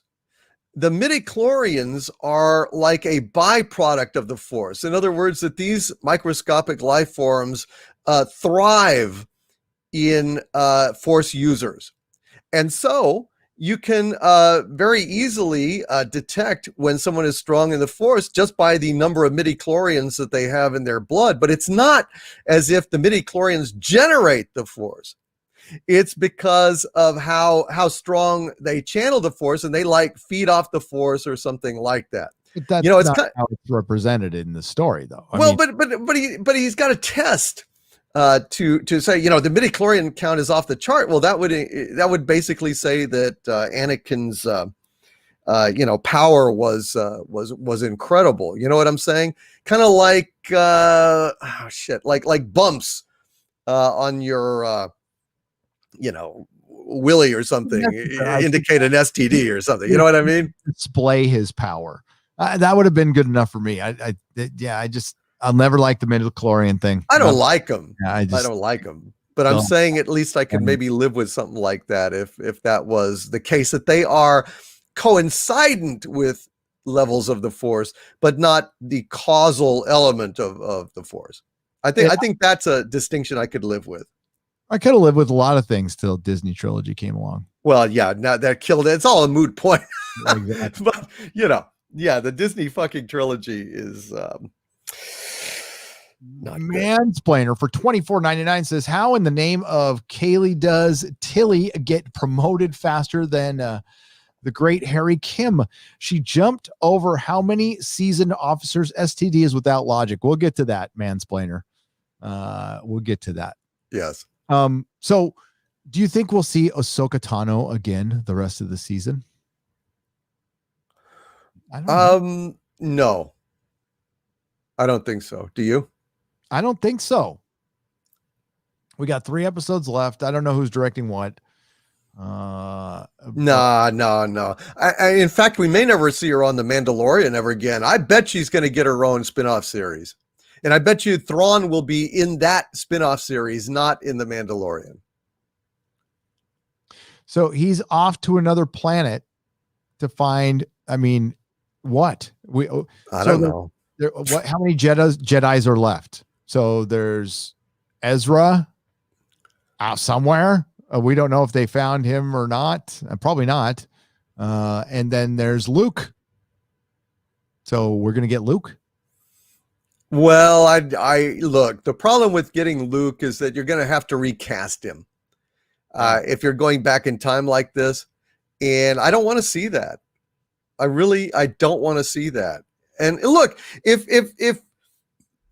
there's just a big canon problem with all of this. If there's all these fucking Jedi that are out there then why did Yoda say, that boy is our last hope? No, there is another who is Leia. But where the hell were all these Jedi when all this Death Star shit was going down? What? I think it causes all sorts of problems. Yes, it makes their story like Luke, Han, and Leia's story gets less important as they go on. Thrawn's still out there, shit. Palpatine's still out there. It was kind of an L at this point. They just, they won a victory. They won a battle. Yeah. But they didn't win the Star Wars. No. And in the meantime, a whole bunch of Jedis pissed off for a whole long time to the point of being deserters, for God's sakes. Yeah. We'll see where they go from here. I'm sure they have a plan. Because they couldn't possibly make more Star Wars without a plan, could they? They wouldn't do that. Yeah, I don't know. I don't know. All I can say is I think that this show is one of the rare shows that is still entertaining because I do enjoy it. But is it all it should be? No. I don't think it's a disgrace. I think that there are good and bad parts in every single episode. And in general, I give all of these episodes a B, which is, good. But I have very high standards personally. And so I'm always going to be praising the things that I thought stood out and calling attention to the shortcomings. And it's done with an eye towards maintaining standards because I don't want the fan base to get so complacent and desperate for entertainment that they stop looking for excellence. I think that is not serving anyone. It's not a hate thing. It's a love thing. I want Star Wars to be better. And I think we have to hone our critical thinking faculties in that regard. So even things that we enjoy and like, we still should say, well, this is what was really great about it. This is what needs to be better. And it's not a negative thing, in my opinion. No, we're nerds. We criticize and we're criticizing for the plot, but no, it's not. Dude, this is light years better than Star Trek. I'll watch this episode again. Definitely watch it again. But I generally watch them twice to review them. I think normally I'd probably just watch them once because I don't feel like I'm missing anything. But I like the kind of show, and this is just me. Not every show needs to be like this, of course, but I like the kind of show that makes me think, and maybe I got to watch it again. I love that kind of show. And I think when you're, going for something behind a paywall, you expect a little more. And, visually we get it. Absolutely with the show. Again, it just, look at how much like Mandalorian and Star Trek Discovery are supposedly spending around the same amount per episode. And it doesn't even look like, Star Wars looks cinematic. And Star Trek. They do a beautiful job really capturing some great special effects. And it looks beautiful. Yep. I wish the music was a lot better. Yeah. I'm not crazy about the music. Me neither. All right. So, but I would give this episode, I like the last two better than this one. I know people were really excited, but Rosario Dawson looked great as Ahsoka. She looked like spot on, really good. And that was impressive. I thought it was impressive. So there's a lot of great potential there for Star Wars fans to have a lot of fun in the future. I will be, I'll be observing, but I'm not going to be into it. I'm just not. You can't just wash away The Last Jedi that much. And I've got better things to do than invest my time and money in a company that spent so much time telling me to fuck off. Like all of a sudden, like they do one nice thing, and we've made this equation before. It's like, oh, he didn't hit me today. We're back in love. No, it doesn't work that way. No, it doesn't. I'm very cognizant of the fact that my approval of The Mandalorian and my enjoyment of The Mandalorian is limited to the extent that I expect that they will not intersect with the Disney sequel trilogy, that they are not on a march towards validating Palpatine being alive, validating Rey, validating all of the shit that happens in the sequels. They do that, Mandalorian is dead to me and Star Wars is finished. So they better not do that. They better not turn this goddamn show into a fucking prequel to the Disney sequel trilogy. They better actually have it either have nothing to do with that shit or be a rebuttal, a retraction, an apology, if not an actual tacit cancellation of the Disney sequel trilogy. If they don't do that, it's fucked for me. This is their last life support. They're on the iron lung. Okay. They better not do this shit. No, and I've observed something really interesting. So the Mandalorian has energized the Star Wars fans that were left. I think they've greatly over-exaggerated how many people Baby Yoda has actually brought in to view the show. I think they sell a lot of Baby Yoda product to people who don't regularly watch the show, which is fine because they can make more money that way. But as far as like interest in this show, I still say it's very tepid for Star Wars. Mm-hmm. I'd say it's playing out like a hit, like a regular hit TV show. A regular hit TV show, Star Wars, though, should be phenomenal. Everybody should be talking about it, and everybody isn't talking about it. There's a lot of people talking about it on Twitter, but like normies in particular. I think you brought in a lot of Karens and soccer moms with Baby Yoda, but I don't think they're watching the show regularly because, the show performs well to Star Wars fans, and it needs to bring more than that in. So we'll see. We'll see if it's got staying power too. But they're on the right direction. At least they're not fucking things up. And I guess, I don't know how long you can keep saying that, but like Disney is clearly not fucking things up right now. And that's good. That's good. Like that. But like, that's like, again, praising, if a new dad comes in and he feeds the kid or changes a diaper, he's like, look, honey, I changed the diaper, and the wife should say, well, yeah, you did your fucking job. Or you want an award? That's what you're supposed to do. You're supposed to change the kids' diapers and not look for a reward for it. And that's what we're at with Star Wars. We're rewarding them for not sucking. And I don't know how much longer that goes on. Maybe forever. I don't know. Star Wars fans want to love Star Wars. That's all they've ever wanted to do. And, all these BBC, Lucasfilm, CBS had to try really hard to tell people to fuck off. And they wouldn't for a while. So another week, another Inquisition of the Pretenders. We are here with the voices of Gary and Doomcock to speak the truth and speak our thoughts tonight. Well, thank you, Larry, for $5. Yes, we will call out the Pretenders. There's actual actors in Hollywood too, and I will refer to them as actors. Like Matthew McConaughey is an actor, Kurt Russell is an actor, and Tom Hardy, actor, Christian Bale, gifted at his craft. And then there's, pretenders, people who are just either pretty looking or they used to be relevant and good at their job, but then they just turn into political hacktivists and, morons. Harkness Lives Matter. Brotherhood of Karn. Says Matt Rottenstein for $5. Harkness Lives Matter. The Brotherhood of Karn. Why not? Jack Harkness. Of course, the Sisterhood of Karn is related. I wonder how that affects them. This whole fucking canon change now.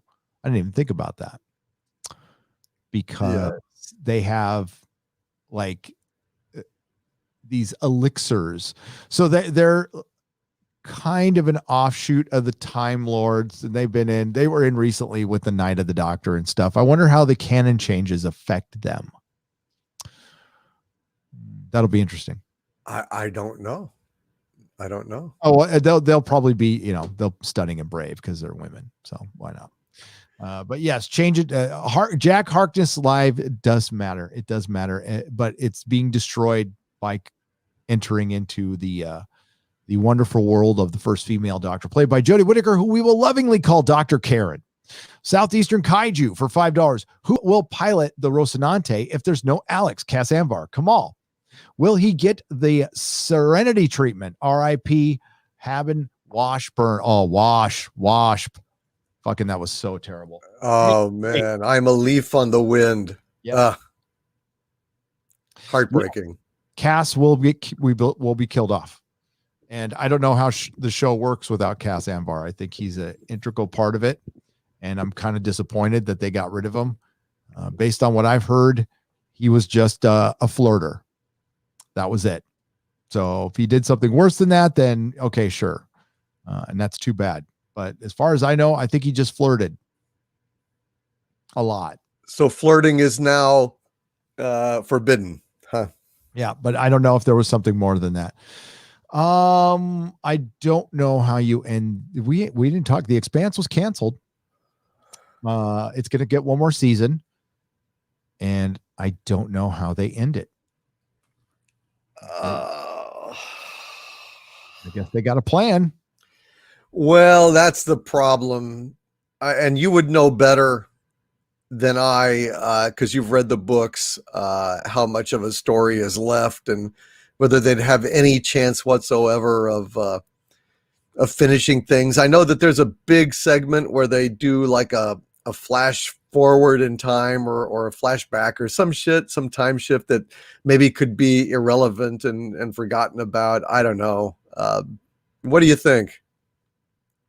Yeah, I don't think they're going to do the time jump. So no, they can't anymore. And they also have a big bad guy to introduce. So I guess if they introduce him in the first 2 episodes of this season, it could kind of work. But there's a reason they had to do the big time jump because this is a scientifically, they try to explain this show. They try to make stuff actually make scientific sense. So distance matters. Like they don't have light speed. That's why they've got the rings. But it takes months to get from Earth to Jupiter, or not Jupiter, but to the rings. Right. So they're going to have to figure out a way with that, because the reason they did the time jump is because they've opened up the rings and there's a planet out there, but the planet's like far away. It's got a ring next to it. That's a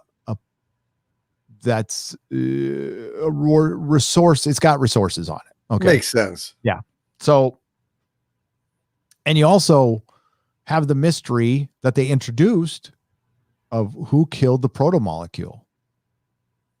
Right. And that's something I'll tell you right now, they haven't answered yet. They haven't answered the question. That's going to be in the last book. So we don't know who killed the proto-molecule. So it depends, I guess, when that book comes out. And I guess Colonel Mustard with a pipe in the drawing room. Yeah, I think so. Okay. With a wrench. Solved. That's who killed the proto-molecule. I'm looking forward to this season, though. God, I need some good television, Southeastern Kaiju. I know. But, dude, the problem is that, look, it's not like they have 2 seasons to wrap up the story, because the season that we're about to get was before the cancellation. So, no matter what, they only really have 1 season to wrap up the entire story, because they, probably were not planning on being canceled. That's bad. That's really bad. And yeah. I don't know how that's going to work out. I think this show could have gone 10 seasons. I firmly believe that. I think it's some of the best television ever made. Yeah. I think it's inclusivity and diversity done right. They've only recently started talking about it, which really, and it's the Access Media talking about it. But I think it's cringe when they bring it up. I thought they were always above that, they cared about the story first, and that's what gave us authentic characters. I fear that they'll turn Bobby. I have more respect. I have a lot of respect for Naren Shankar, the showrunner. Mm-hmm. Respect for this guy. I don't think he would let his show turn into a woke mess, but we can't count it out either. And that would be such a tragedy, because this is the show. This is the show you use it as an example. This is everything you want. Well, of course, we know the real fans, we just want good stories, and the identitarians will never be happy. They'll find something wrong with the show. So fuck that. They're not even in this equation. But let's talk about like just the show itself. Like last season, a little rushed. The end of season 3, a little rushed, but still very rewatchable and enjoyable. I still think season 1 and 2 are fucking just perfect. I also think, people liked Miller. People like the character of Miller a lot, and they miss him. God, me too. It's my favorite because I have a big weakness for, detectives and trench coat, and fedoras. I mean, having this modern detective was my favorite character. So I do miss him. Yeah, I do too. And I think they kind of should have kept him in. I think he played really well against Holden, and I think Holden's kind of lost without him. And then your focus goes to Amos. Amos easily becomes the best character after that. Yeah. But no, then they brought in Ashford the last 2 seasons, who was great. Just, I mean, so much better than he was in the book. The book, he was terrible. And in the show, like, I liked him as much as I like Tywin Lannister in Game of Thrones. That's how much I like this character. He instantly became like one of my favorite characters, and they killed him again. Like, it was a good death though. I mean, it's like, so I would say they had to. Okay, let me ask you a question, Doomcock. Yeah, if they released weekly in season 4, like we had begged them to do, would they have canceled the show? No, that's the fucking problem. I honestly, that's the thing I thought when I heard it. I just stomped around and I shook my head and I said, well, too late now. If they had done that, word would have spread. We would have really, really spread that gospel every week, doing reviews, inspiring people in chats to debate it, maybe stirring up a ruckus, maybe making it trend on Twitter. In the end, it's a damn shame that they didn't do this and they missed their chance. We were screaming, we were begging them, and they wouldn't listen. And they usually do listen. They're very good about it. It must have been a business thing, maybe from Bezos himself. Who the hell knows? But it was a damn sad mistake. And God damn it, it cost them. And I wish that they had just waited till the end of this season when they're going to, release it weekly before they made that call. Jesus, why didn't they do that? I don't know. I don't know what kept them from doing that. And obviously they learned from it because the boys became weekly right after that. And you know what they did? They didn't listen to the people in the beginning who were bitching like crazy. And then they counted their money at the end of the season because they had a bunch of people covering the boys weekly, and it became their biggest show. Yeah. And yeah, we could sit there and say, I told you so. Everybody told you so. We all told you so. You could always stream it later. The Expanse, if you guys don't know, if you're not familiar with the show, it's a very good show. Check it out. It was on Sci-Fi for 3 seasons, got canceled. Then it got saved by Amazon. Then it had to take a big year break. And then they released it all at once 3 days before The Fall of Skywalker came out. Just dumb. It was just a dumb move. And we were begging them not to do it. We're like, release it weekly, release it weekly. And I like that I know I'm a broken record with that, but I'll remind you, the Umbrella Academy, which came out August 31st, if they would have released that weekly, it would have only ended a month and a half ago. People would have been talking about that show. You're like, Umbrella Academy. Oh yeah, I remember that show. It came out in the summer. Yeah. Yep. You're releasing these things like movies, but they're TV shows. And for one, I want you to listen to us some more. Release it at the same time. Don't drop it in the middle of the night. Give us a time and release it at that time. Yes. You guys are getting there. I know you're streaming and you want to do everything different, but if you want to have a Game of Thrones, which Jeff Bezos wants, then you need to do what Game of Thrones did. Release on Sunday at 6 p.m. Pacific, 9 p.m. Eastern. I agree. And be steady, because then people look forward to that time. Yep. And they, all watch at the same time, and they get online and they talk and they tweet, and it builds momentum. Yeah. You got people watching it live and tweeting it together, right? And that causes it to trend, which is free advertising. And then people get that FOMO going, fear of missing out. Like, oh, what am I missing out? What am I missing out? What am I missing out? And then they start watching it. And it's also up to the fandoms to be, especially when a show is young, to be welcoming, I think, and not overly political. Yeah. Fans. So you want as many people as possible to watch your show. So remember that. Sam Whiskey. Hail Nerdrotic and Doomcock. After watching the Doctor Who trailer, I realize now how much I missed Leela and K9. Right? Oh, yes. I got a Leela figure right there. Little Migo Leela. I mean, it looks kind of terrible, but I like it. Oh, yeah. I've got a couple of K9s. Really nice. I like them. Yep. I got the radio controlled one. Ooh, nice. K9 is police related though, like you said last week, so I don't think he'll be canceled. Oh no, and the police box will have to go away. Yep. It will be like I don't know, unemployment queue or something instead of police box. That's what it should be. The dole queue. I'm on the dole. Yeah.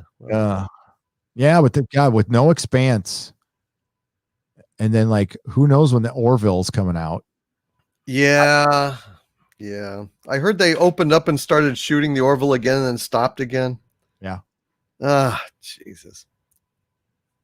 It doesn't look good, man, at that point. It just doesn't look good. I hope it works out, but it's just, I mean, it's going to be tough for Hollywood. But they're going to be exempt, so they'll be able to work. I don't know what they're stopping for, because they get to work unless they want to, show a little solidarity for the worker. But I released a video earlier, and I hope people heard what I said. I want everybody to work. I want everybody to work and just be, practice, be safe. That's all. Be an adult. Practice your social distancing. And continue to work, because I think the COOF is going to do what the COOF's going to do no matter what we do. So we might as well keep the world going. And really, and we need to protect the vulnerable. That's it. We're not all vulnerable. Right. And you can't save everybody either. And if that's me, if somebody, probably said, what if it happens to you? Then my fucking number's up and I got nothing to worry about. Bobby Lane for $5. Hail Gary, hail Doomcock. In your opinion, why did they need to change the Doctor's gender when they already had Dr. Riversong, who was a time lady? They didn't need to change the Doctor's gender. And I've said from the beginning, because I'm tired of fucking using caveats and being, basically on the defensive all the time. Fuck that shit. I don't have to believe what some intersectional feminists believe. I am a Doctor Who fan. I didn't watch the Doctor Who for the Doctor to be a female. And there's nothing sexual about it. That's what I watched. That's what I was used to for a long, long time. And you can't just go, he's got teats now, and she's got teats now, and there's no difference. No, there is a difference. And I don't take it seriously, and it's a joke. And then when I can see your motivation behind it, that makes it worse. If I thought for a minute they were like, oh, we're just desperate, we're trying something different. Okay, maybe. I still wouldn't like it, but all right. But this wasn't that. It was purely a political decision.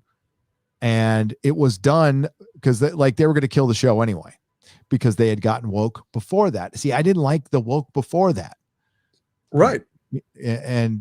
But no, the Doctor create a new character, put it in the same universe. I've said this a million times. You are not a sexist if you want your one fictional character to stay male. As a matter of fact, it was sexist to turn the male Doctor that was a male established franchise into a woman, because you didn't think a woman could stand on her own in a series. Absolutely. If they had the strength and courage of their convictions, they would go ahead and create a new narrative that would have spread their truth across the world with the quality of their writing and the genius acting. But no, they know that they have to piggyback on the achievements of greater men of the past. And I just think it's really sad. All right, we need to talk about Star Trek. It's time to talk about Star Trek. All righty. We'll be hitting super chats in between our conversation, but there's not a lot to talk about. They had the sheer fucking hubris to call this Unification 3, and we get to see where the Vulcans, and the Vulcans are really fucking boring, and so was this episode. And this is why you shouldn't have sent Star Trek into the future 900 years, because what you're doing is you're ending stories that should have never ended. We should have never known these answers. These are things we should have never have known. And if we did know them, somebody like, I'm just pulling a name out of my ass right now, Ronald D. Moore should be telling him, or Alan Dean Foster, or somebody who's a current science fiction writer should be telling these stories, not Alex fucking Kurtzman. Do you believe what they fucking did this episode, dude? It was supremely insulting. It was something that basically ends Vulcan, ends the Romulans, and ends any lingering excitement or interest that people might have had in this show. Vulcan is now renamed Nivar. It's Nivar. It's Nivar gonna be Vulcan again. It's Nivar gonna be interesting again. And I'm Nivar gonna watch ever again any Star Trek series from CBS Viacom. Fucking joke. Absolute fucking, it's Nivar. How about that? Isn't that funny? I think that they are obsessed with the Phantom Menace. Because, you know, I got the bestest ever. So now they're calling it Nivar. They called the thing that destroyed the Federation the Burn, which is the same thing that destroyed the franchise, the Burnham. I think that they are absolutely obsessed. And I live rent free in their heads, and you do too. And we're just all, I think they're just like, they've lost all sense of reality as they put this shit together. It's become a parody of itself at this point. Hey, and we think that with good reason. Michael Chabon came out at the end of his post interview after exiting Star Trek Picard, admitted that they like to put in things to irritate what they think is the alt-right fans of Star Trek, the anti-SJW crowd. We're definitely anti-SJW in the current form it is in Hollywood, which aren't real social justice warriors. They're narcissistic warriors. That's all they are. We've also heard that we get under their skin. So yeah, I could see them joking around. Let's call it the Burn, because that'll burn them. Yeah. It's the Burnham. Yeah, stupid shits. But I don't want to think that, though, because professionals who are working for $1 billion corporation running a former billion, well, that's not $1 billion franchise anymore, a franchise that we loved, are worried about what YouTubers say.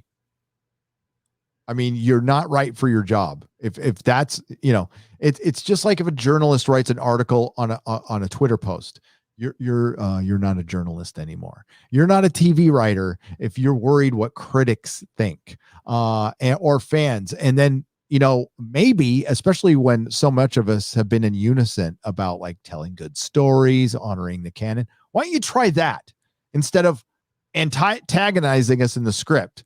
Why don't you? And maybe they are trying their best, Doomcock. I think they kind of are, to be honest with you. I just think they're just bad. They're not very good at their jobs, and they're not going to hire anybody good around them. Well, that would put them to shame. It would, the contrast would be unbearable for Kurtzman's ego to have an actual writer in the room. Oh, geez, that would be painful. And an actual writer that knew anything about Star Trek, that would be doubly painful. Can't have that. Oh no, like I mean, it's funny about Mark Zickery is, you know, he has the same politics as Alex Kurtzman. he's doing a fan film that has Doug Jones in it, and he's still shitting on the show. It's funny as hell. And he doesn't hold back. He's just like, this thing's got no soul. And I just love how he puts it. But no, I didn't find out what Robert Meyer Burnett said about this episode. I heard this one kind of broke him. But I love his, there's so many fucking creative people who use the Phantom Menace hashtag, and the ones who don't. Doomcock coins bestest ever. Robert Meyer Burnett coins crime against imagination, and that's what this was, and that's what it continues to be. And it sucks because I fucking Star Trek is the one thing it takes me back to when I was a wee little lad. I remember watching a fucking big old TV where we had a remote, but it made this weird noise and went because like it wasn't electronic changing the channel. And then we had the big antenna on the top right, and you hit the remote on the antenna so the antenna could move during the day, and it would take like 10 minutes, and it's so I could watch Star Trek. So I'd sit there like for 15. We bitch about like loadings, waiting for something to load. Yeah, that's what watching TV in the 70s was like, in the early 70s. It takes me back, and I love it so goddamn much. And then to see them, what they did with fucking Spock, again, they can't leave it alone.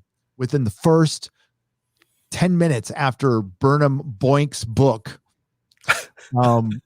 she talks about her brother, because that's good post-sex talk. Let's bring up a sibling, because people do that all the time. And out of nowhere, she hasn't mentioned him all season. She mentions him this time and shows all this reverence. And we're supposed to believe that Michael Burnham actually, because she talked about like being influential on him. Yes. It's such a fucking joke. And then it got me thinking, like, why did they make her related to him again? Oh, I remember why, because they wanted to ruin it. Yeah. Yeah. They absolutely wanted to tie her in to the original series, but then also to trump the original series, to go ahead and make it that she is the bestest ever and was responsible for Spock being the man that he was. They even say it at the end of the episode. Yep. At the end of the episode, when the president of Nivar has observed Mikey Spock in person, she says, gives Mikey Spock exactly what she wants, spoiler, and then says, watching Michael in the court, it just made me wonder if Spock became the man that he was because Michael was who she was. Explicitly says it.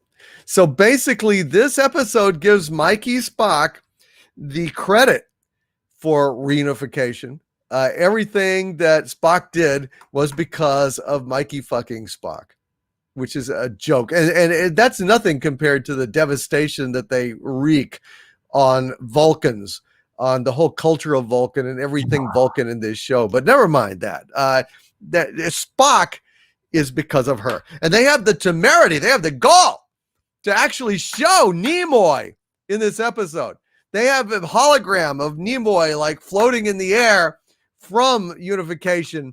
God damn, motherfuckers had the dared to show Nimoy.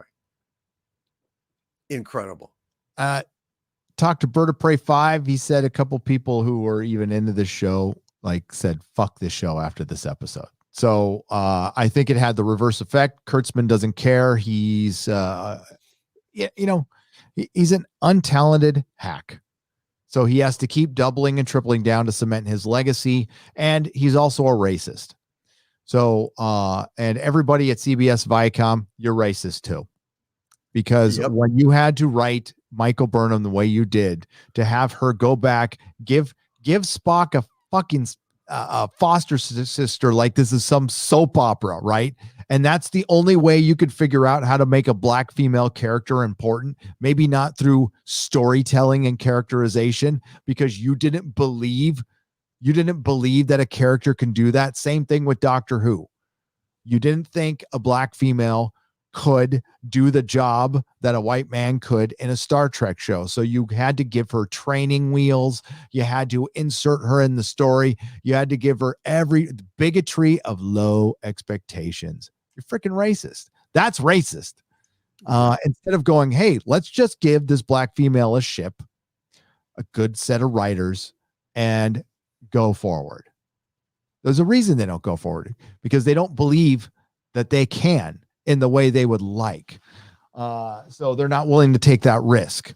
So they'd rather risk the entire franchise so Alex Kurtzman can go brag to his buddies. Because, yeah, he'll go in, and what he'll say on his resume, it won't say dickhead who destroyed Star Trek, which it should say. It would say man who brought first black female on a Star Trek show that aired on a Thursday at 5:30 p.m. And a man who thought he brought in first non-binary character into a Star Trek show, even though that's not true. But he'll still put that shit down, even though it's not true. And it wasn't even the first black character. The first black female was Uhura. Yes. The first black captain was Sisko. Their lead, their black female lead. Well, Sisko was a black male lead. Well, I mean, it shouldn't be a difference. I'm saying what they're going to put on their resume. I'm not saying it's true or not. It's not. They're just they're so full of shit. Also, Kurtzman did an interview saying, I wouldn't go on Star Trek unless I could have a female captain. Well, you still don't have a motherfucking female captain, dude. Although Saru is kind of a pussy, so yeah. He is. All right, yeah. So they got the whole Spock connection, and the whole fucking episode is an argument. It's an argument. It's an argument to get some information about the burn that I guess she gets it, but we don't learn it. So they go to Nevar, and we were just at Planet Navarro in Mandalorian last week. Right. And boss woman shows up because anybody's a boss, and Star Trek is a woman, of course. And her and Saru start like shipping each other in a CW way. So by the end of the episode, you're supposed to have people like shipping, I don't know, whatever the fuck her name was in Saru. And they're not part of the Federation anymore, and they have joined with the Romulans. And Spock achieved, well, I mean, he was dead, but that's what he wanted, the reunification. And it worked. But they're not with the Federation because the Federation blames them for the burn, or they think the Federation blames them for the burn, and they don't really trust the Federation. But Michael Burnham was the best person for this job, obviously, Doomcock. Remember when the commander-in-chief goes, yeah, Michael Burnham's the best person for this job. I'm like, fuck, here we go. So, and I zoned out a bunch during this episode. I mean, straight up. So I know Michael Burnham meets her mom again, Gabriel, because Michael, Gabriel, Red Angel, get it? Really? Oh, geez. Well, blow my horn and call me Trumpy.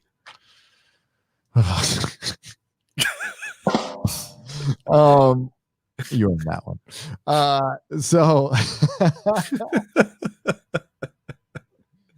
it's such a dumb show, dude. Oh, it is. So the what you're getting at is that the whole in the middle of the galaxy, they just finally run into each other. Yes. With no warp. Yes. Well, Imami is actually the Romulan envoy that's supposed to be her truth counselor or her advocate. They say it's her advocate. And it turns out to be Mommy Spock. She's human, though. Well, I know. Don't ask me. I didn't write this shit, but she's supposed to be a Romulan advocate, right? From the Romulan sisterhood of Frank Truth Tellers. Yeah, the sisterhood of Candor or whatever, of Candor. Yes. And Mommy Spock is one of these. God knows how she lived. Gary, how did she live? Remember, I mean, she was back in 900 years ago, or how did she also live? I mean, she gave the Red Angel suit to Mikey Spock. How the fuck did she, how did she get back? Yeah. I don't know. I don't know. Go back and watch that episode again. It's the one where Mikey Spock is bleeding out in the atmosphere and like yes, which I loved that she was just dying. You know, I was laughing. My favorite episode. Maybe I'll go back. I loved it. That was so I good. loved it. I tell you, I hated Harry Mudd so much that the spectacle of Mikey Spock dying over and over and over again in that Harry Mudd episode, I still couldn't stand it. I hated Harry Mudd even more than I hated Mikey Spock. And that is like saying something. To this day, it's not fair, but I cannot even stand the sight of Rayan Wilson. I can't fucking stand the sight of that guy. That guy is fucking dead to me for the rest of my life. I know he was on The Office or something. I'll never watch The Office. I cannot stand that guy now because of what he did to Harry Mudd. That was one of the most loathsome fucking characters I've ever seen in my life, to the extent that even killing Mikey Spock over and over and over again could not atone for how much I hated that character. I agree. With his stupid coming out of the fucking space whale, wearing a bunny helmet in freezing time and killing everyone over and over. Why? What a worthless piece of shit. I just could not stand that guy. God damn it. I can't stand that. To this day, I can't stand the sight of that motherfucker. That's how much I hate that. And you pointed out, you know, it's such a misunderstanding of the character. So, yeah. I mean, that's that. And it really homicidal, psychotic murderer. And at the end, they just turn him over to his fiance to make him be a good boy, like it was all a lighthearted romp. Yep. Stupid, fucking incompetent scum. Yeah, the original Harcourt Fenton Mudd was kind of a lighthearted romp, and you could do stuff like leave him with android duplicates of his wife. Harcourt Fenton Mudd, have you been drinking again? And no, please, Kirk, it's inhumane. You know, that was funny. But he didn't kill everyone on the ship over and over and over and over and over again in the most sadistic way possible. That's what Kurtzman think is fucking funny. Yeah. Oh, I mean, it's that's what a sociopath thinks is funny. Yeah, exactly. Yeah. So this show's so dumb. Sorry, I just no. I can't fucking stand it, man. I can't stand it. It gives me I like fucking get dizzy. I hate that shit so much. I swear to God. They've already destroyed the Terran Empire. It doesn't exist anymore. Okay. So they've ended that story ends. So if they say, well, you can go back in time and tell everything up until that ends, it still ends. And this is a fundamental misunderstanding of franchise storytelling. You really don't want to kill any characters unless it's really their end in the story. So like Han Solo, killing Han Solo the way he did detracts from that character. Han Solo, cool as he used to be. J.J. Abrams murdered the character of Han Solo. So nobody's going to want to nobody's interested in any stories in the future. No Han Solo comic books. Obviously, that my theory was absolutely proven with the film. And I said this the day it was announced, and this was before I have heard of a Phantom Menace. On my podcast, I'm like, I don't want to see a story about a guy who died like that. You know, like Obi-Wan went down like a man. He went down for a reason. I want to see his story. His story ended right there. That's what he was supposed to do. He sacrificed himself for Luke. Han just walked into a lightsaber. Knew he was going to die. He's being dumb, and then they brought his character down after building him up over three brilliant movies. They just tore him down. It's horrible. So that's what they're doing here. The Terran Empire is meaningless because it's run by this little 5'4", 100-pound cannibal who, I mean, like if she was able to take over the Terran Empire, then it must have not been that bad in the first place. So never mind. Just boring and just petty. Every word out of her mouth is this smug little snark that I just find so repellent. Just so sad and weak. What a hateful, stupid character. All of them are just awful. You know, and I love how they're just trying to warm up everybody in this season. You know, that ending with Tilly was enough to make you throw up your own nuts. It was so saccharine. Yeah. Oh yeah. It makes them shrink like you're in cold water and then throw them up. So, I mean, there's this very simple way to make a character like Georgiou believable. So sure, you can make her queen. She's extremely wealthy. She's got some sons or some very loyal, very strong, because like might and power still matter, especially in the Terran Empire, where you have to fight, for your power. So she's beating 300-pound men hand to hand. Is that how that's happening? No, of course not. But there's a way to tell that story that makes sense. But that's not intersectional feminism storytelling. See, that's the thing. Georgiou has to do it on her own. We need to show that women are strong and powerful, even 5'4", 100-pound women who, I mean, could get knocked down by a change, like if the wind changes direction. And then, of course, you have Burnham there. But now they destroy the Vulcans and they end, like Doomcock said, the Vulcan and Romulan story. Now that mystery's solved forever. And even though you can go, this isn't Star Trek, and I don't take it seriously, I still saw it. I still witnessed it. And, that's why I'm probably going to be done after the season. Cause like, I don't want to fuck up my enjoyment of old Star Trek. And Doomcock and I had a big live stream yesterday on this subject. I'm going to ask Doomcock the same thing.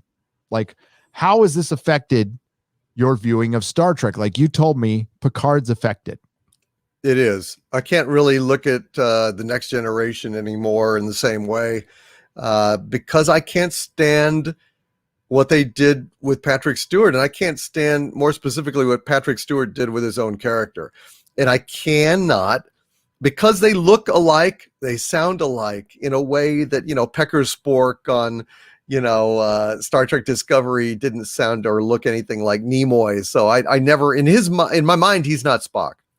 But Patrick Stewart is fucking Picard. And watching Picard groveling and being a sad little apology piece of shit, I can't unsee that. I can't unsee him groveling and being so feeble and apologizing for everything. And say, we're to blame. We let you down. We failed you. Blah, blah, blah, blah, blah, blah, blah, blah, blah. And I look back at Next Generation episodes and I see that shit and I can't unsee it. Now they can't hurt original Star Trek for me or Deep Space Nine or stuff, as long as they don't have the original actors jumping through their flaming hoops of poop. But Patrick Stewart has impacted how I view Jean-Luc Picard. And I don't know how to unsee it. I don't either. I can, again, with Doctor Who, I don't know how John Barrowman showing up in this affects I'll find out when I see it, but for Star Wars, for sure. I told you that story. I was at the gym and Empire Strikes Back was on the little machine I was on, and it was just on the channel already. So I kept watching it, and then, Han Solo pops up and I'm like, oh, he died like a shithead. I'm like, and I had to change the channel. I had to stop watching Empire Strikes Back. And I'm like, oh my God, that's bad. Yeah. And I'm like muttering under my breath, fuck you, J.J. Abrams, in the gym. I'm glad somebody wasn't standing next to me, back when we could stand next to each other. Remember those days? Right. Oh yeah. Yeah. So whatever. It ends up, they end up showing a scene from Unification from TNG with Leonard Nimoy talking about the Vulcans, and Micah Burnham cries because we have to have crying. We need to figure out who the new number one is. It's going to be fucking Tilly, which is utterly ridiculous. And they need to have, so Michael Burnham wants some information about the burn. I guess I can't remember. They have it on Nimoy. The SB-19 series of probes that were an experiment that could do kind of what the spore drive does, which is teleport you instantaneously along this little highway of drones or something like that. But they had sensors and they got all the data from the burn. And so Mikey Spock was wanting to know about these three ships that had a different, and was questioning that it happened at all from Vulcan as it was claimed. So that's basically it. So they only have the data and they won't release it. So she wanted to go and say, hey, I've got this proof that Vulcan wasn't the, site of the cause of the burn, and so can you let us have the data? And they were like, no, we can't, because that's so logical. Why? I never understood. I was like, why do they care? They don't want to be blamed for it, but they're going to hang on to the data. Who gives a shit? Whatever. We don't get the burn information anyway, and it's probably going to have something to do with Michael Burnham anyway. So I don't care. And then I guess next episode we're going to see the big bad Orion woman. I forgot her name, Osira or whatever. So yeah, we end up having this Michael Burnham basically does a play with her fucking mom. That's the way it looked like. It looked like a stage play, and everybody from the Discovery was there witnessing. And then we had a Romulan guy and a Vulcan woman, and they were like arguing, and it looked like it was about to split up. But thank God Michael Burnham was there. She caused all this trouble, and then she decides to withdraw her request for the good of Nevar. Right. And then she ends up getting the information anyway. And she's not going to leave the Discovery like we thought she was actually going to leave Discovery. She's boinking Book. Tilly is made number fucking 1 over everybody else. Even Stamets goes, I'm going to have trouble taking uniforms. But then they go, yay, Tilly. And yeah, even worse than all the desecration of fucking Vulcan. And Spock was that scene at the end, dude. That motherfucking scene at the end where they're going, yeah, do it. You go, girl. You're the bestest. Like, who wants to see this? Who's rooting for? I'm sorry.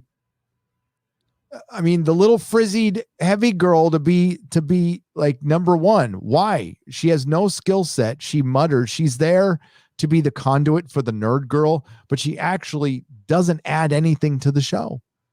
I think they were her fans. She had fans in the first season. But like now I don't know why she's there. I don't know what she does. She stands around. She feels sorry for herself. And then everybody gives her what she wants and tells her how awesome she is all the time. Well, she stands around. She gains weight. Mm-hmm. She says math is fun. And this is the power of math.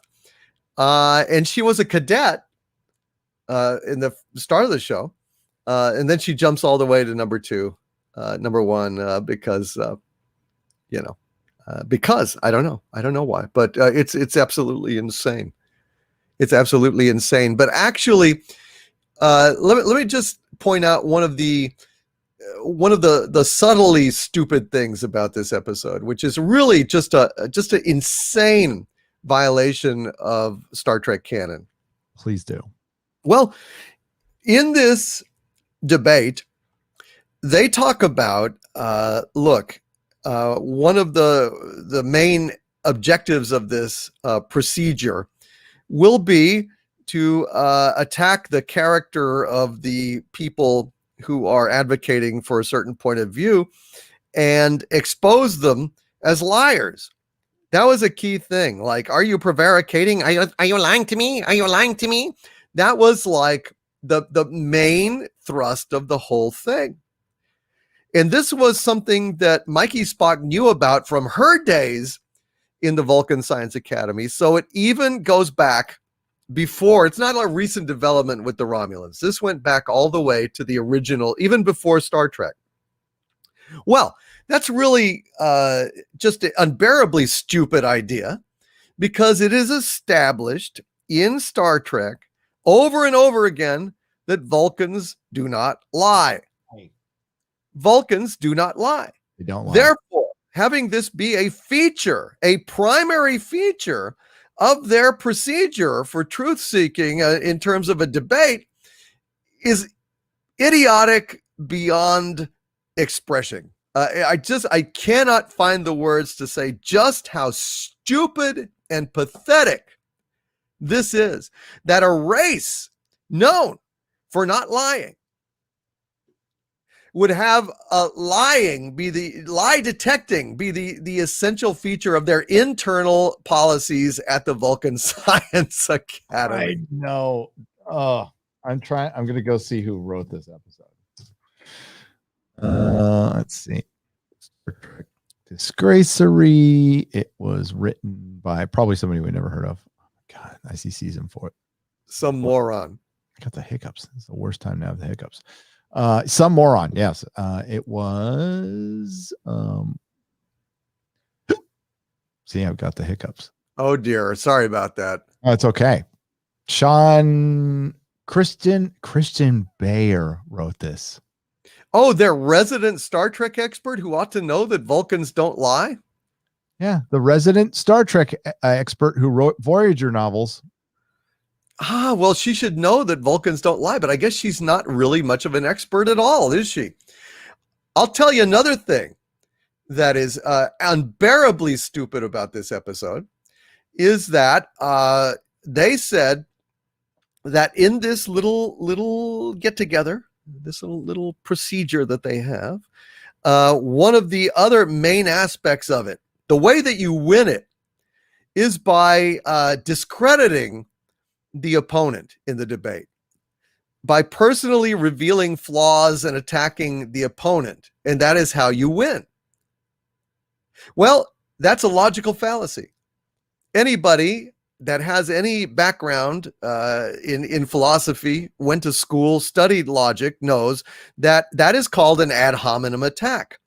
An ad hominem attack is a logical fallacy that would never be passing for reasonable on Vulcan, because what it is essentially attacking a person to discredit their factual presentation. In other words, you will say that if Joseph Stalin says that Jesus Christ is the Son of God, well, that's not true, because Joseph Stalin is a murderer and a tyrant and responsible for, massacring large swaths of his population. Therefore, you discredit Stalin and Jesus Christ is not Lord.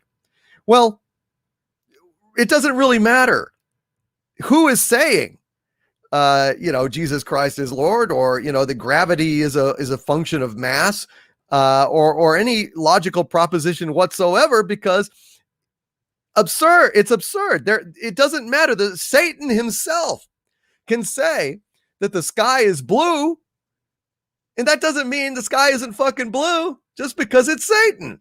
Yeah. The two things do not correlate in any regard whatsoever. So to say that Vulcans would have a procedure where the truth of a proposition was determined by how badly you can undermine the character of your opponent is one of the stupidest fucking things I've ever heard in my life. It really is, dude. But you wait for it in the show, right? At this point, you're like, where's the dumb moment? Here it is. It finally showed up. Because they gotta match sonar in space. That's a pretty low bar. That is a pretty low bar, but that is like just idiotic. So the Vulcans, who don't lie, have lie detecting as one of their primary functions in this debate. And two, the Vulcans use ad hominem attacks to undermine the positions of their opponents in a debate. They do everything except try to get to the truth. Yeah. How logical is that? And this is something that went with the Vulcan Science Academy from before Star Trek. And it is not Romulan because it went before the original Star Trek. It was at the Vulcan Science Academy when Mikey Spock was a student there. So it had nothing to do with the Romulans. This is terrible writing, idiotic in the extreme. By the expert. By the so-called expert. Expert Christian Bayer. Oh, well. I got to make sure I need to change. Okay. Little confession I must make. Star Wars and Star Trek I know very well, but I admit I don't know Doctor Who very well. Only part of the series I have watched was David Tennant regeneration of Doctor Who. That's okay, Digi Okuma. You don't have to watch or like all the things. It's good to have something out there that you haven't seen because maybe you'll pick it up someday and like it. Doomcock and I picked up, Farscape and or maybe you were watching it before. Maybe it was me. I picked No, up. no, we both started watching it about the same time. Yeah, I fucking love, and it's It's cool. good. It's good to find these little gems out there, and it's like, where was this all my life? And I hope to do that more. So check it out when you're ready. Did you? Yes. Okay. I have to step away for just a sec. I'll be right back. Go right ahead, brother. J1701D for £5. We're living the never-ending story. The postmodern destructive nihilist. Nothing is consuming everything we love now. Nothing, and yes, nothing is consuming everything we love now. I'm picking up what you're putting down there. And I'm tired of it. I mean, and I'm the kind of person who liked that storytelling back in the 90s and early 2000s. I liked it when they, the Watchmen type storytelling in comics and, some of the darker shit I liked. I admit it. I like the unreliable narrator, but I think it's really tired now. And I don't think good storytelling is tired. And I went over that whole list a couple of times of what stories you can't tell anymore. And it's pretty much everything we like. And if Hollywood just stops giving us what we like, then they cease. Well, they might have outlived their usefulness. That doesn't mean they're going to die. Doesn't mean it's going to die tomorrow or ever. They probably won't be making the billions. Like they were making obscene money just a year ago. Obscene money. Captain Marvel made $1 billion. I don't think that's going to happen again. And they fucked it up. They fucked it up because they thought all of a sudden that all of their ideas were right. And a lot of people in Hollywood think that already. But I think we've displayed how incompetent they can be. Just because you are given a lot of money by some banker who runs a corporation who doesn't really understand art and is easily manipulated by the great manipulators in Hollywood, doesn't mean they're good. No. What about Michael Bay's Songbird trailer for COVID-23? I'm not going to watch. I don't like pandemic shit, even when we weren't in one. Right. I unless it made a zombie, I was never really much into that. And listen, I don't hate Michael Bay. I like Michael Bay. I like some of his stuff. His Transformers movies are I can't stand them, but I like The Rock. The Rock is good. It's a great movie. Yeah. Crazy Pineapple for $10. Star Trek First Frontier, The Romulan War, and Pacific 201 are worth a look on YouTube. Trek may be dead, but its spirit lives on through the love and devotion of these fan films. Hail the Inquisition. And that's great. Tell them to be careful so they don't get sued by CBS. Yeah. But that's good to see that there's people who still love it and are making fan films. Definitely. Again, yeah, I don't think we'll be seeing people making fan films 10 years from now. Well, you need fans for that. And yeah. It's kind of important for fan films. Yeah. The Kelvington for $10. So let me get this straight. The name given to Baby Yoda is the current and past tense of an English plant a seed and it will grow. In the past it grew. Grew? What the fuck? I think is it grow grew? I thought it was go grew. It's Grogu. Grogu, yes.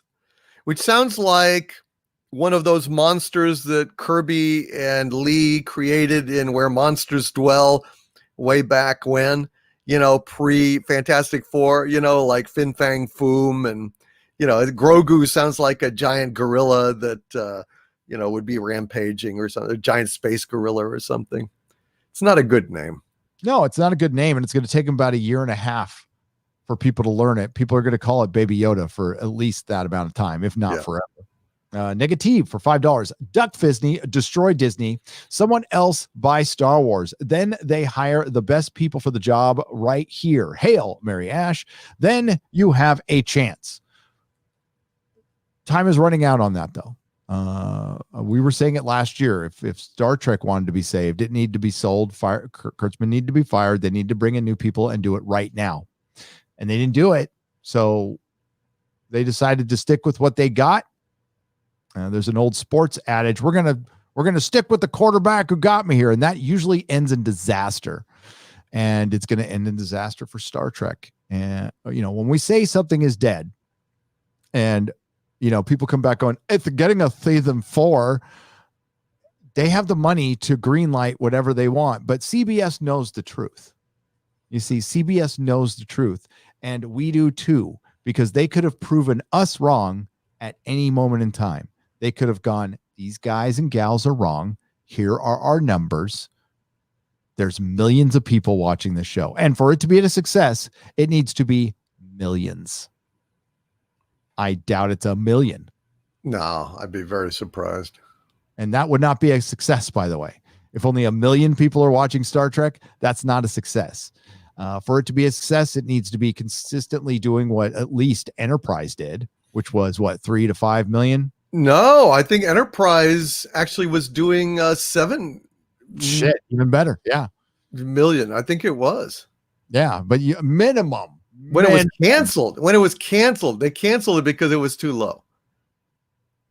Yeah, Star Trek Discovery would cut off their their right snowflake to have numbers that good. Absolutely agree. And they're not doing 3 million, and that's bare minimum for these days. Chris Mead for $5 had a dream that they remade Forbidden Planet with Mikey Spock as the lead. No, you're evil. It's a sick dream. Chris, you just gave him an idea. See, you put these things out in the ether, and they pick up on this shit. 200-watt studio for $5. All these shows with female leads always end up needing men to save the day. Ray needed Luke. Dr. Karen needs Captain Jack. Picard needed Riker. Oh! You do it again. Yeah. Karen, Dr. Karen needs a man. She does. Garth is it Pastry Stabber? Garth Pastry Stabber for $10. If Mikey Spock were to be assimilated by the Borg, how long would it take for the collective to turn into a massive quagmire of crying? Nanosecond? It'd be pretty fast. Pretty fast. At least in this season, where they're trying to humanize her, but it's not working. She's as stiff as a fucking board, even when she's emoting. It's sad. God, and fucking Book, having her, basically, she screwed Book. Basically, she wrote his bookworm, and we had to watch it. It was just sad. It was sad. It really was sad. He got splinters at the end, though. They didn't show him picking them out with a tweezer at the end. It's like, God damn. Got sandpaper out. And their pillow talk was her brother. Like, why are we're both naked and sweaty right now, and we're talking about your brother? Yeah. Mary Ashmead for $2 says bringing back Captain Jack isn't going to save Doctor Who. No. You could bring back David Tennant, Matt Smith, William Hartnell, and it wouldn't save this shit. No, it would not. Are we farting in the wind by just keeping our wallets closed? Feels that this isn't stopping SJWs ruining everything. At least we save the money. Screw STD fans. Jaeger bomb for $5. Yes. I mean, in the end, you save money. So, and Doomcock said it. Ultimately, we have our voice. We use it. We cover these shows. If they get better, great. And just to reset this, we would be doing just as well, if not better, if these were good shows and we were covering good shows. As a matter of fact, the views would be better. Everything would be better. Yeah. For everyone, if these shows were good. For that stupid fucking narrative out there that I'll prove it right now with our takes on Mandalorian. We'd probably be getting better views or more interest if we love the show. But I'm going to be Doomcock's going to be honest. I'll be honest. I think it's good. I don't love it. I don't love it. No, I don't love it. I think it's okay. I'm enjoying it for what it is. But I go into it with very low expectations. Yeah. Honestly, every episode, I do not expect. Look, there's a show right now called Geary slash Geary slash your God damn it, what is it called? It's on I'm watching it, and it's a Netflix, I think. Geary Haji. At least it's shown on Netflix. I don't know what it is, but boy, oh boy, oh boy, is this a great show. It's about a Japanese Yakuza member and a cop who's his brother, and the Yakuza commits a crime in London that triggers like a gang war in Tokyo and London. And this thing is stylish. It's brilliant. There's real people, real emotions. I care about everybody. And it's only been like 6 episodes in. And it's already got me so involved because the writing is good, because the acting is good. I have never once been concerned or nervous or, moved to tears by anything that's happened on The Mandalorian. I don't expect that. And maybe I should. Maybe I should be able to expect that. I think I should. I mean, that's the hallmark of a great show, when you're dying to watch the next episode. When you are like, oh, shit, look at what just happened. Yeah. The next episode. Not so much. Not so much. I mean, I don't hate anything that's happening. I enjoy it, but I have lowered my expectations of like, it's not going to be that level of involvement. And I've resigned myself to that. And that's kind of sad. It really is. I'm trying to think about a show. The last show I saw an episode of where I needed to see the next one like immediately. I think it was Umbrella Academy season 1. I felt that way. Like I was really excited to see the next episode. Mm-hmm. And then The Expanse season 4. But yeah, The Expanse has done that for me. Absolutely. And just for people who know, it's called GIRI/HAJI.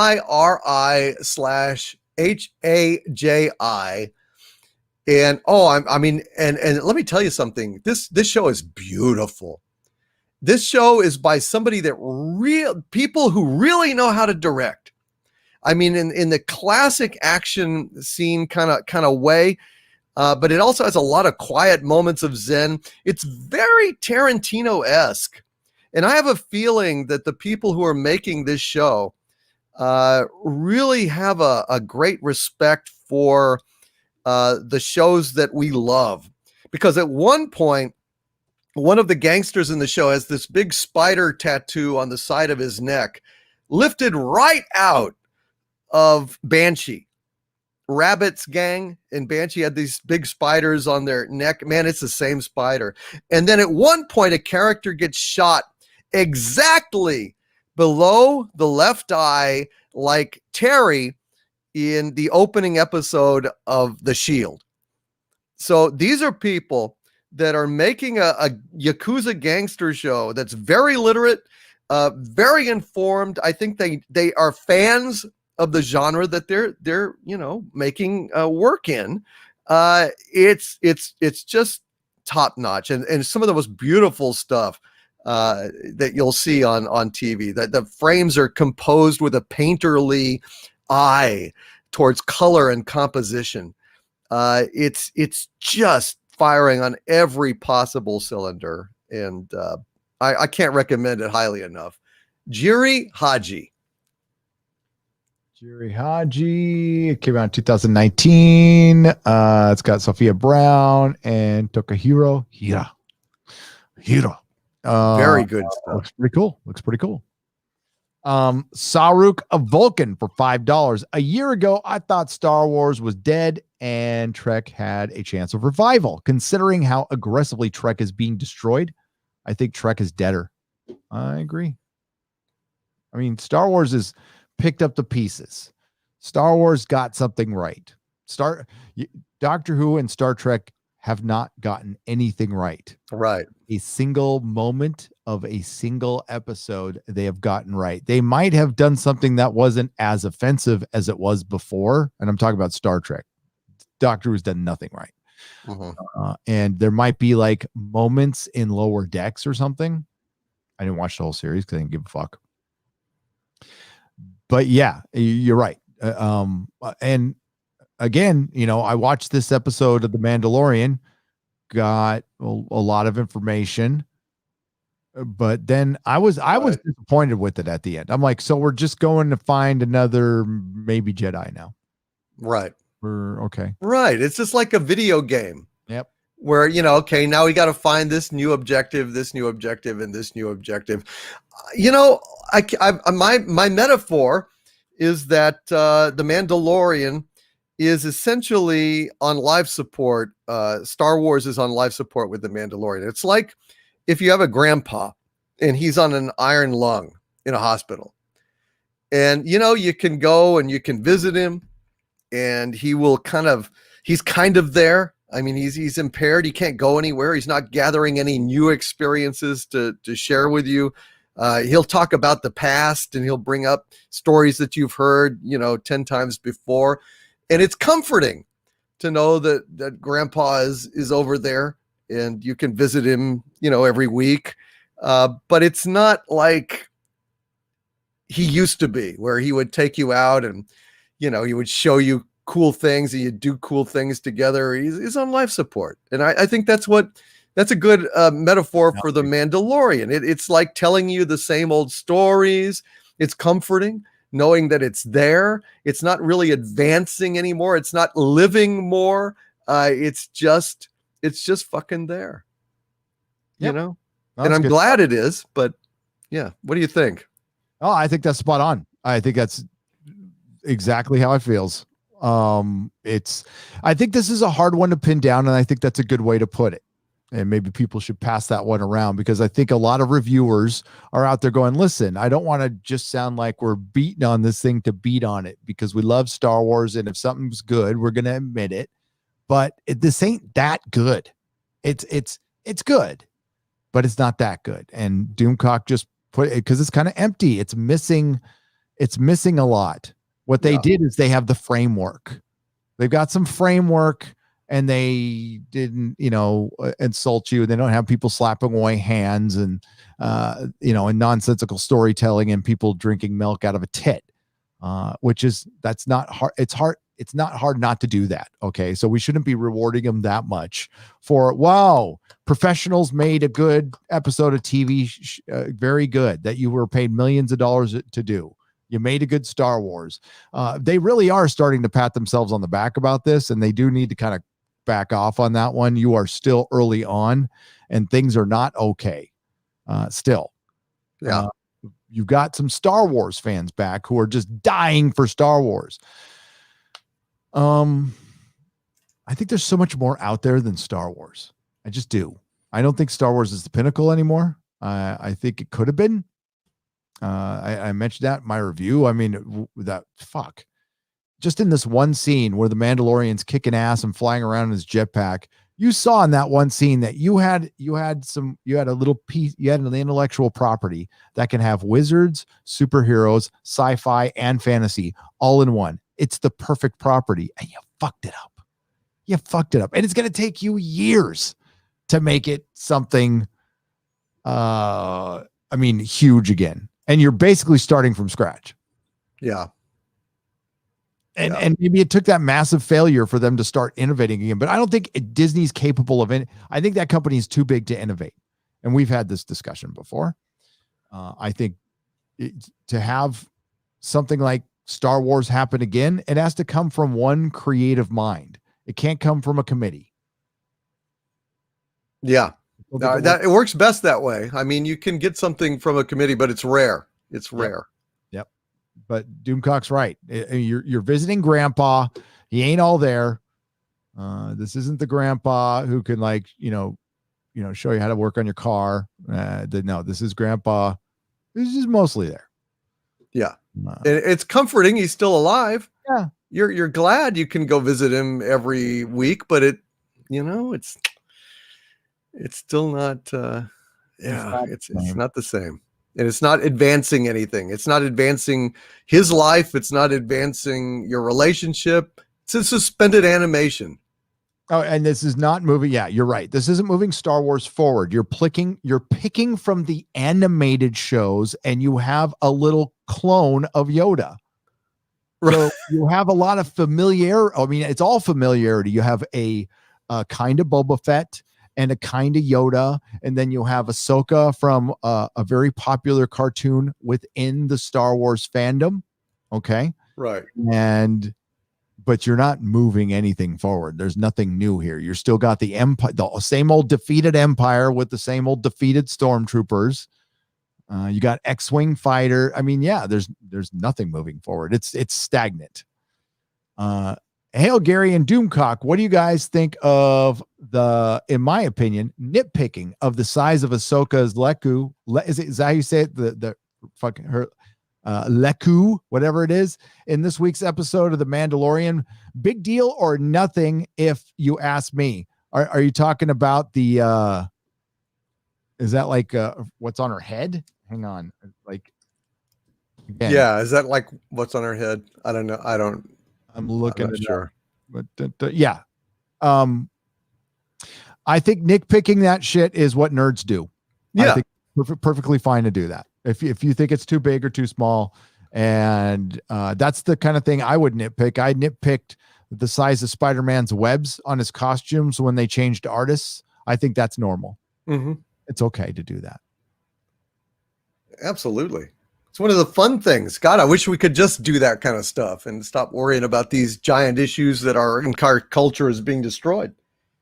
It'd be a lot more fun.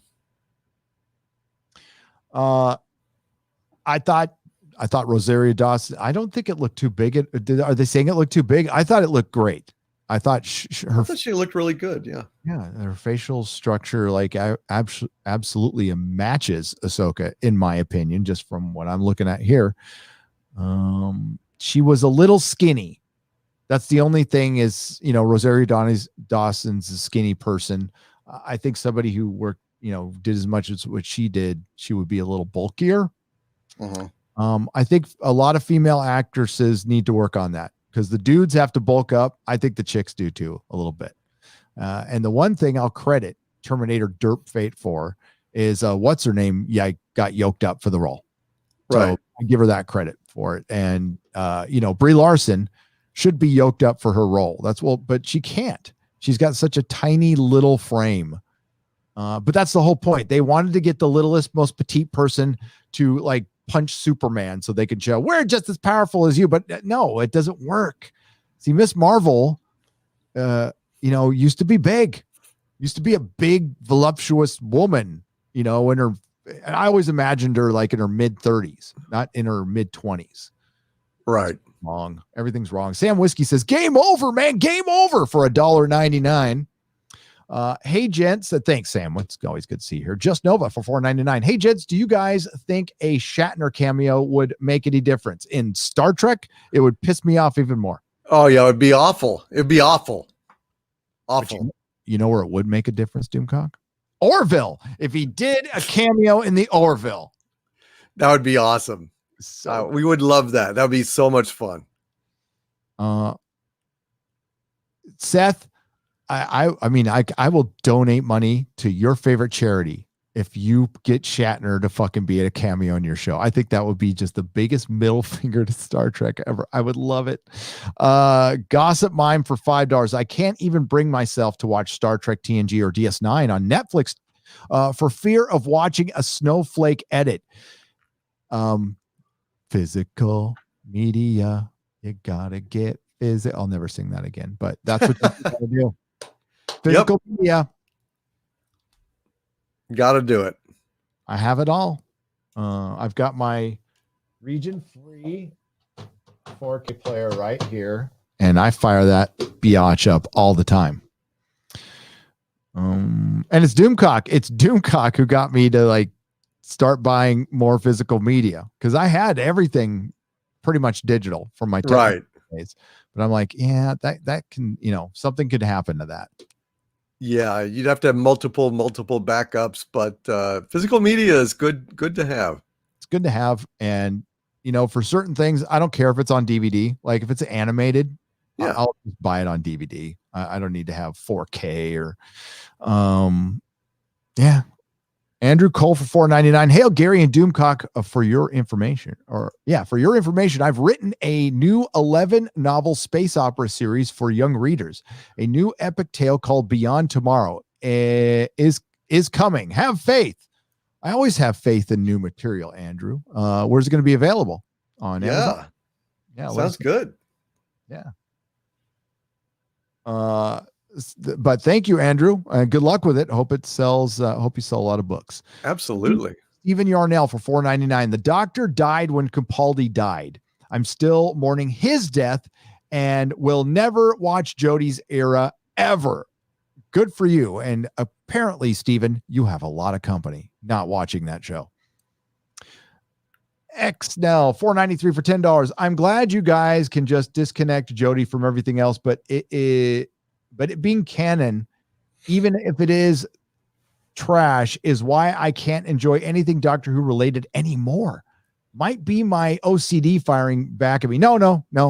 It depends on the person. Yeah. I thought it would be like that for me. I did.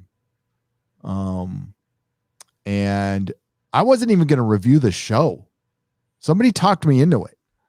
I was like fuck this. I'm not going to watch this desecration.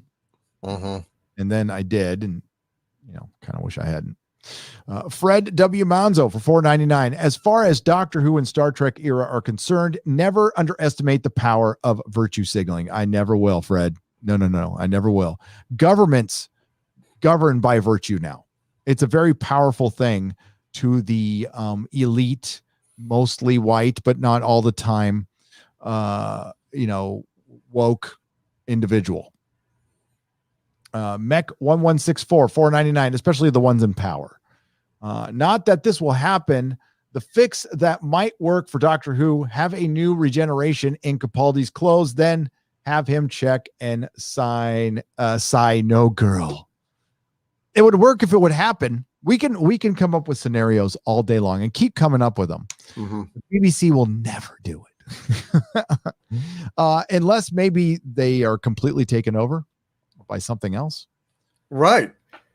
Or if they have to work for a living, if Boris Johnson or, they stop losing their fat government subsidies or something, and they actually have to produce and entertain for a living, that might make a difference. Yeah. So when will Doctor Who change? Possibly when. Yeah, you're right. Like if the BBC goes under at some point, because it's not going to survive. I guess it'll always be around as far as terrestrial, but it's not going to survive any kind of streaming or subscription service. People aren't going to go for that. Not when you can just compete with other things. It's got its news, but it's lost a lot of people with that. Yeah, I don't know. If the BBC sold Doctor Who, because that could be worse. Because if somebody like Amazon picks it up, they could be even more woke with it, and then they would never. Yeah. So I don't know. I think that might be out of the frying pan into the fire. Is this from Douglas Nelson? We have our judgment. He said he tweeted us something. I'm scowling. I'm scowling today. Hail Douglas Nelson. Yeah. Let me make sure I'm not showing any private messages or anything.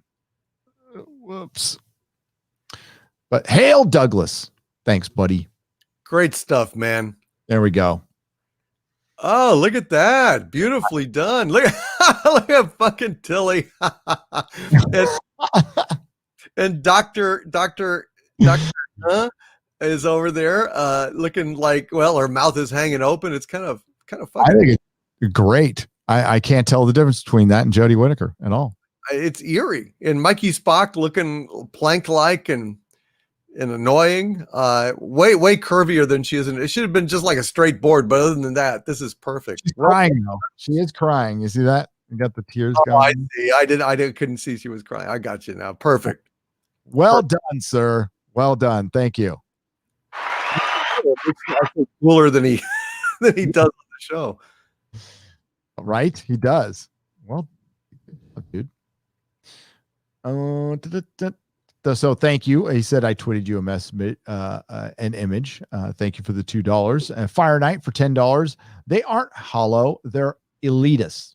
They truly believe that because they're in charge of these properties, we should love whatever they do because they're the elite and we are the peasant. Fire Knight, I agree and disagree. They can be hollow elitists. I don't think they have a soul.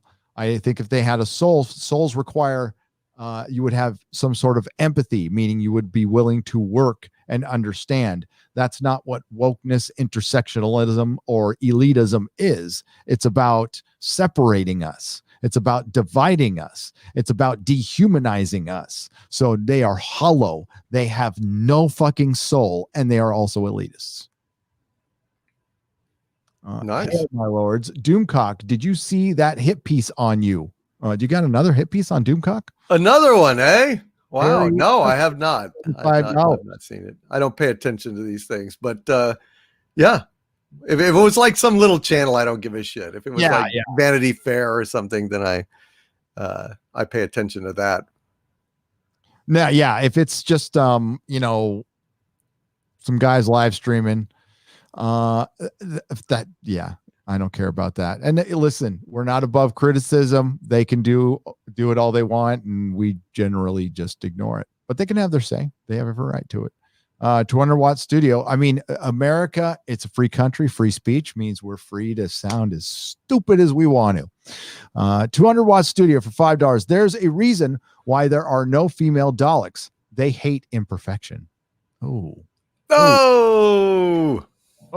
Hey. Rest in peace, David Prowse, says Vader for $10. Yeah, again, IMDb did something kind of classy. I was noticing that. Let's get to their homepage, and they put David Prowse on their homepage. Oh, that's very good. Yep, he's right there. I'll show you guys. I thought that was pretty cool. For a guy who was under a mask for so long. But oh shit, I don't want to see that. There we go. But there he is. He was on their homepage. That's very nice. Yeah, that's cool. I'm glad he's getting the proper due. Like that he was trending, I mean, fuck Twitter, but he was on top of the Twitter trending and they made a big deal about it. So I thought that was good. Mandalorian is cheap. Number 2 with ugly egg eating, says negative for $2. I mean, I don't know how much they spend on the app. I assumed because I know the first season was very expensive. So I just assumed the second season will be too, but maybe it's cheaper. I don't know. Well, they're shooting it like with that process. It might be quite better in terms of expense. It might be. It's pretty incredible what they do. Even though I can tell it's a screen once in a while, it's still okay. Classic. That's not the problem I have with the show. The technical stuff is fine. It's just give me a goddamn story. Classic comics for $2. David Prowse was in Clockwork Orange as well. That's right. Oh, really? What part? I don't remember. Here, let's look it up. Interesting. Prowse.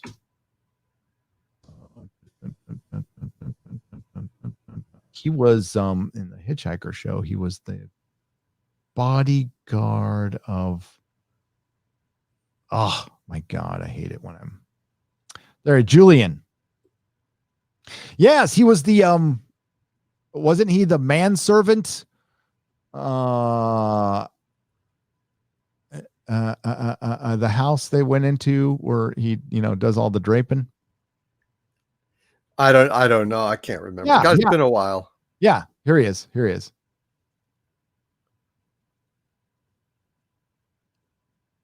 You'll recognize it as soon as you see it. Oh yeah! Holy shit! Dave Prowse. Nice. Son of a gun. How big that dude was. Well, that is fantastic. He had a great filmography then. Got to meet Kubrick and everything else. Fantastic. Oh, dude, his filmography is fucking massive. It is bigger than I thought it was. It goes from. He's in Doctor Who too. The Time Monster. That's right. Nice. Playing the Minotaur.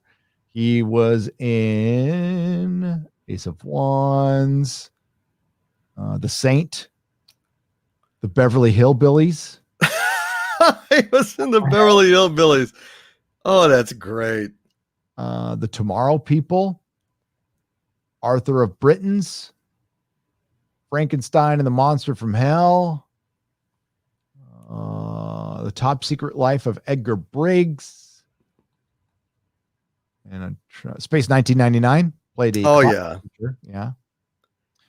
Was he like one of these alien reptile kind of guys in a suit? I think he was. And the cloud creature was.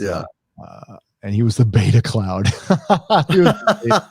No, he's always an alpha cloud. He's an alpha cloud to us. All right. That's right. And his last series was Mission Backup Earth as Professor Henry Wales. Nice. And he was in a lot of shit. That's awesome. The Benny Hill Show. He was in the Benny Hill Show too. Fuck great. Yeah. Prowse chasing around some women with some boobies. Dixon Sider says, I'd be down for an A-Force movie if Axel Braun actresses were in it. I would be too, sir. As a matter of fact, he'll probably produce his before Marvel produces theirs, and the costumes will be better, and so will the plot. Ian Slater for $5. What if Brie went all in and played a villain in any movie? Would that change how people view her as an actress and a personality? No. I mean, like, she played that in Ian. I know some people like Brie because they think she's hot. I just don't. I don't think Brie hasn't done anything wrong lately. As far as coming out and calling out fans, she's been trying to rebuild her career, but it makes it worse than when you just pop on YouTube and you're given fucking everything when, we're here working our asses off. And I'm not asking to be given anything. I'm just saying we should all be treated fairly here. I know we aren't, and that's fine. We live in a world where one of the biggest YouTubers just knocked out an NBA player, and that made more news than Roy Jones Jr. fighting Mike Tyson. They were the undercard. But Jake Paul knocked out an NBA player. So, and that's their biggest guy here. So every time I get even close to being impressed with being a YouTube, I just remind myself Jarbo got 100,000 subscribers on this platform, and Jake Paul is like the biggest thing on it. So yeah, it's not that, it's crazy. Ian, I think Brie is kind of a loss. She's just not that likable, I think, to a lot of people. Oh no. And I mean, we got a long memory, and her abuse. I mean, you can't take that shit back, She hasn't apologized for it either. I think that would probably go a long way. Yeah. Going, listen, let's start out. Let's like Matt Jarbo says, let's turn over a new boulder here. Let's start on the. I'm sorry I said that about white guys. That might help. But she's not a good Captain Marvel. No matter what she said outside, I wouldn't have liked her as Captain Marvel. That didn't affect how I liked or dislike the movie.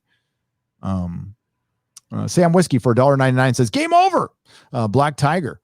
Thank you, Sam, for 001 for 2 Canadian pesos. Think they could have, they could make,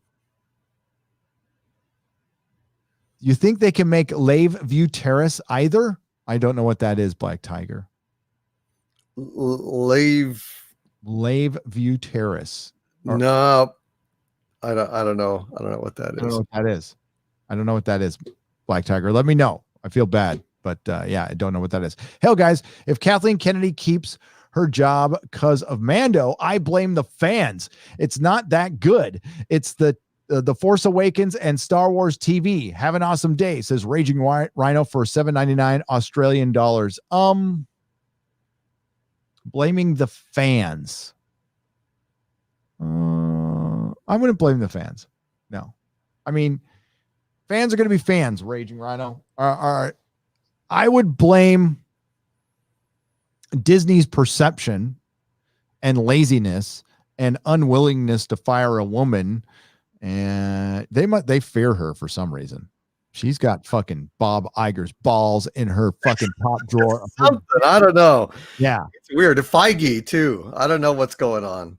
Yeah, you got Feige waiting in the wings, wanting to take over Star Wars. If she sticks around, then like it's dead. It's still dead. It doesn't affect me because I think it's dead anyway. If Kathleen Kennedy leaves tomorrow and Jon Favreau takes over, I think that's the right direction, but I still think it's dead for me. It's not enough for me to jump back in. I like Jon Favreau. He's a talented filmmaker. He's made some good movies. He's made some duds too. And he's not perfect, but he's better than Kathleen Kennedy. But the damage is done. You can't put the soy milk back in the titty. Band account. Why does Mr. Fantastic need to still be a man for $1.99? Mr. Yeah. But that's funny. That's a good question. I think he's asking the rhetorical 2020 question. Why does Mr. Fantastic still need to be a man? Because he's Mr. Fantastic. Yes, and that's why. It's the answer is in the name. It's in the name. Eric K for $5. Fantastic Four will be Reed and Sam. Johnny will be Jenny, and Ben Grimm will be Benji, the trans with pink shorts. I think that's the Fantastic Four. I think he just called it. Jimmy, that is a Fantastic Four. It's the Fabulous Four. Fifth Four. Jimmy Soul for $5. Neurotica DC, hell, everyone. Always said in a new vid that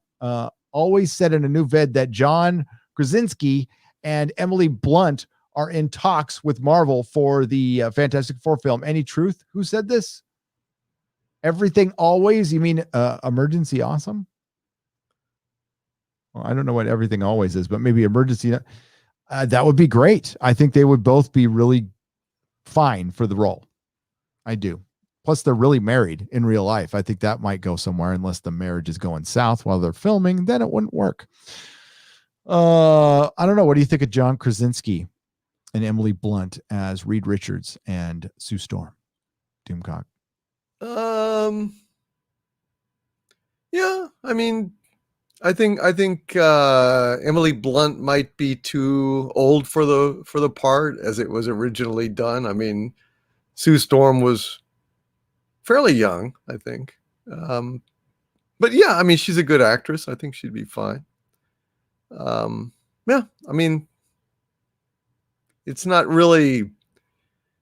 Yeah, I mean, It's not mind blowing, but yeah. I think that would be a safe pick. Yeah. It would be better than what I think it'll be. And then they're going to use it to shame people when they go, hey, this isn't the Fantastic Four. You're going to put up a movie, call it the Fantastic Four. It's going to look fucking nothing like the Fantastic Four. And then you guys are going to wonder why it's not going to work. Because Disney's starting to think that their shit don't stink. Well, they've been thinking that for a while. And so is Kevin Feige.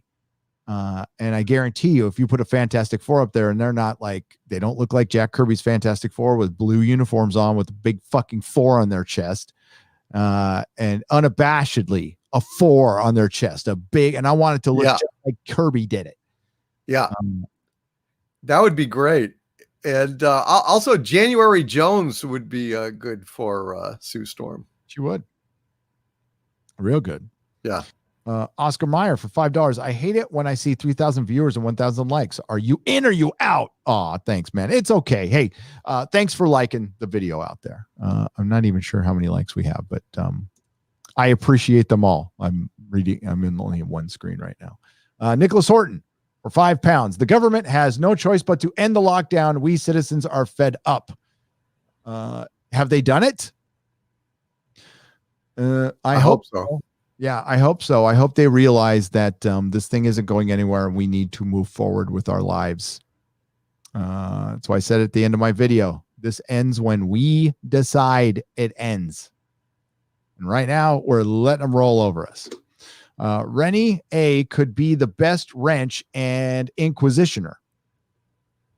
I will look into it. Hail Rennie A. Yeah, no problem. SB for $5. Ray Fisher rejoiced that Joss Whedon got canceled due to his investigation, and now Warner Brothers is making a solo cyborg film without Fisher. What an idiot. Are they? Are they? That would be so funny. I don't know if that's true or not. All I know is like Ezra Miller was the worst thing, along with I'm blanking on his name. What's his fuck who played Lex Luthor? Those are the worst things. Jesse Eisenberg. Yeah. Yeah. Terrible. But Ray Fisher wasn't extraordinary at all. No.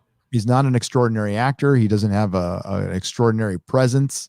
And quite frankly, I think the guy who plays Cyborg on the Doom Patrol show is better, much better. He's got a personality. I think Ray Fisher is like just deadpan. He's all, ugh. And the guy wouldn't say motherfucking booyah. Why not? Say booyah. You're in a superhero movie. All of a sudden you want to take shit seriously. I mean, you should, but like you're new, dude. I think Joss Whedon's a dick. I said it in my video. But if somebody asks you to say booyah and you're in your second movie and that thing costs fucking $10 million, you say motherfucking booyah. That's fair. It's little to ask. Yeah. Now, do you ask Al Pacino in his 20th film to say booyah? No, you don't. But he paid his dues. Do you ask Denzel Washington in his 7th film after winning 3 Academy Awards to say booyah? No, you ask him. You don't tell him. You ask him. Right. And he will tell you what answer. He will say yes or no. And then you take that answer. Did I hear correctly? Baby Yoda has to go to the top of a mountain and call to his Force kin. Yes. Pod Racing Palpatine for $4.99. He has to go to a top of a mountain and use the Force that she said he was using inconsistently to call out to his Force kin to see if anybody's out there, but she's not sure if there's enough or if anybody's listening. Well, that's really weird because, I mean, if he wants to, contact his foreskin, he just has to look down and shout into his underwear, unless, of course, he's Jewish. Yeah. Yeah. In which case it might have been sent away. The foreskin might have been sent away. But yeah, maybe he can't even see his. Maybe, I don't even know if his wiener's down there. We don't even know if a Grogu is a boy or a girl. I mean, they said boy, but we don't know. Okay. So it sounds like a video game. You need to go to the top of the mountain to get to the ba ba ba ba ba ba ba ba. Yes, it's stupid as fuck. Come on. It's like something, it's okay if you're dealing with magic, like in The Witcher, because I had to climb to a top of Bald Mountain recently on a mission to kill Imolith, which I did, by the way. So I'm very happy. One of the lieutenants of the fucking Wild Hunt. So it was a tough battle, man. Tough battle. Okay. we're going to have to wrap things up pretty soon. Doomcock's got to go. I got to go. I'm going to try to get there. Are you doing okay, bud? I'm going to try to get a couple more in. Yeah, just a couple more would be good. Yeah. Thanks for hanging in for so long. Sure. I lost track there. Iron Buddha, 80 for $5. Mando is repetitive. Every episode is the same. Go to planet, do a task for someone, then then get a tiny bit of story progress, rinse and repeat. That's pretty much what it is. Yeah, you could say that it's formula. It's just like in The Fugitive, where, Richard Kimball, the doctor who was on the run, accused murdering of his wife, he would go into a town, get involved in somebody's story, maybe help them out or something, and then move on, just like Kane and Kung Fu. So it is formulaic to some extent, but the trick is to have enough drama or comedy or content to kind of obscure the pattern, the formula. And unfortunately the Mandalorian is pretty bare bones, and it is showing. It's showing too much, I think. I think that's the problem. But I do agree with you to that extent that it's kind of out on the surface, and it's a little bit embarrassing. Okay, we got it is, by the way. I'm sorry, I got shocked by one of these super chats, and we're going to end on that one.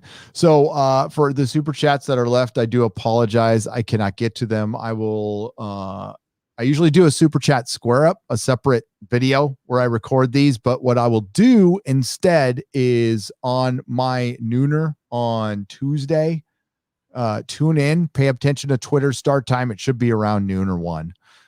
Sometimes it's 2, sometimes it's 3. So that's why you should pay attention to Twitter. It depends on what's going on in my life. But my wife is going out of town, so I should have a lot of time to myself. So tune in, and I will start the nooner out with these super chats. Okay, there's like 10 of them left, and they're all pretty much Star Trek, Star Wars. So we will start out with that. Again, I do apologize, but we do have to get going.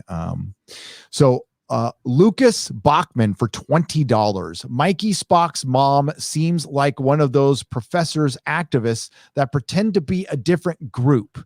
In this case, she's pretending to be Vulcan, then Romulan. Note, the original version of this triggered YouTube's censors. Really? Really? Wow. Interesting. Oh, wow. So no, the original version of this triggered YouTube censors. I'm surprised I didn't trigger YouTube censors with some of the stuff I used as tags. Loquacious Prime. Oh, hey, speaking of triggered censors, fucking YouTube or Facebook wouldn't let me share my video. That's what pissed me off. So I found a way to share it, but it wasn't linking it directly through YouTube. Also, I don't know if anybody else is experiencing it out there with Parler. Parler's severed the link to a lot of YouTube links, or so YouTube has severed the link to Parler. I don't know if anybody else is experiencing that. I'm experiencing that across my phone, my 2 different computers in the house, one with a VPN. Jeremy was experiencing it. So let me know. I don't know if it's a bug with Parler or what, but YouTube's being really fucking, it's been weird for the last 3 weeks. I found a way to do it because there's always a way. This is the way, bitches. Loquacious Primate for $5. Hail Gary and DC. By the way, hail Loquacious Primate, the brainy one. Good to see you. Burnett, Robert Meyer Burnett said, okay, he felt that the depiction of the Vulcans on Envar, God, I fucking hate, they had to be Nivar. They had to be, they are fucking with us a little bit, aren't they? Okay. Robert Meyer Burnett felt that the depiction of the Vulcans on Nivar had some anti-Semitic vibes. Did either of you get that sense? No. I mean, I didn't get any specific references to Jewish people or anything. I would be interested in hearing what that was. But yeah. I don't know. All right. Like Loquacious Primate, if you could answer like real quick, do you have a specific, what was he specifically referring to? I remember one of the characters like made the Vulcan salute and then shit on his own Vulcan salute, like literally like squatted and took a deuce right on his own hand when he did the salute. I think that was disrespectful. And since it is a Vulcan, a Jewish symbol, I think, well, it was a weird moment, but it kind of fit in the show, weirdly enough. He just squatted down. He like held this up and then he lowered it down on the floor and he squatted and took a big deuce on it. Maybe it was that scene. No, I don't know. I don't know, dude. I don't know if it's anti-Semitic. Because it was eerily appropriate. It felt like this is Star Trek Discovery. This is Starfleet. This is Starfleet. Oh my God! Remember when that whole fucking thing was going around? This is Starfleet, and it was the same 5 people with multiple accounts. It just went away. No, taking a big dump on everything. I don't see Vulcan symbol. Here it is. Nerdrotic. He said here's his answer. He said he thought the situation on Envar was a poorly attempted allegory for the Israel-Palestine conflict with the Romulans as Palestines. Maybe. Yeah. Okay, see, because these guys can't woke right, I would agree with them, yes. It felt nothing like that, but that was maybe their attempt. I don't get it. I didn't get that. I mean, I don't think that the Vulcans were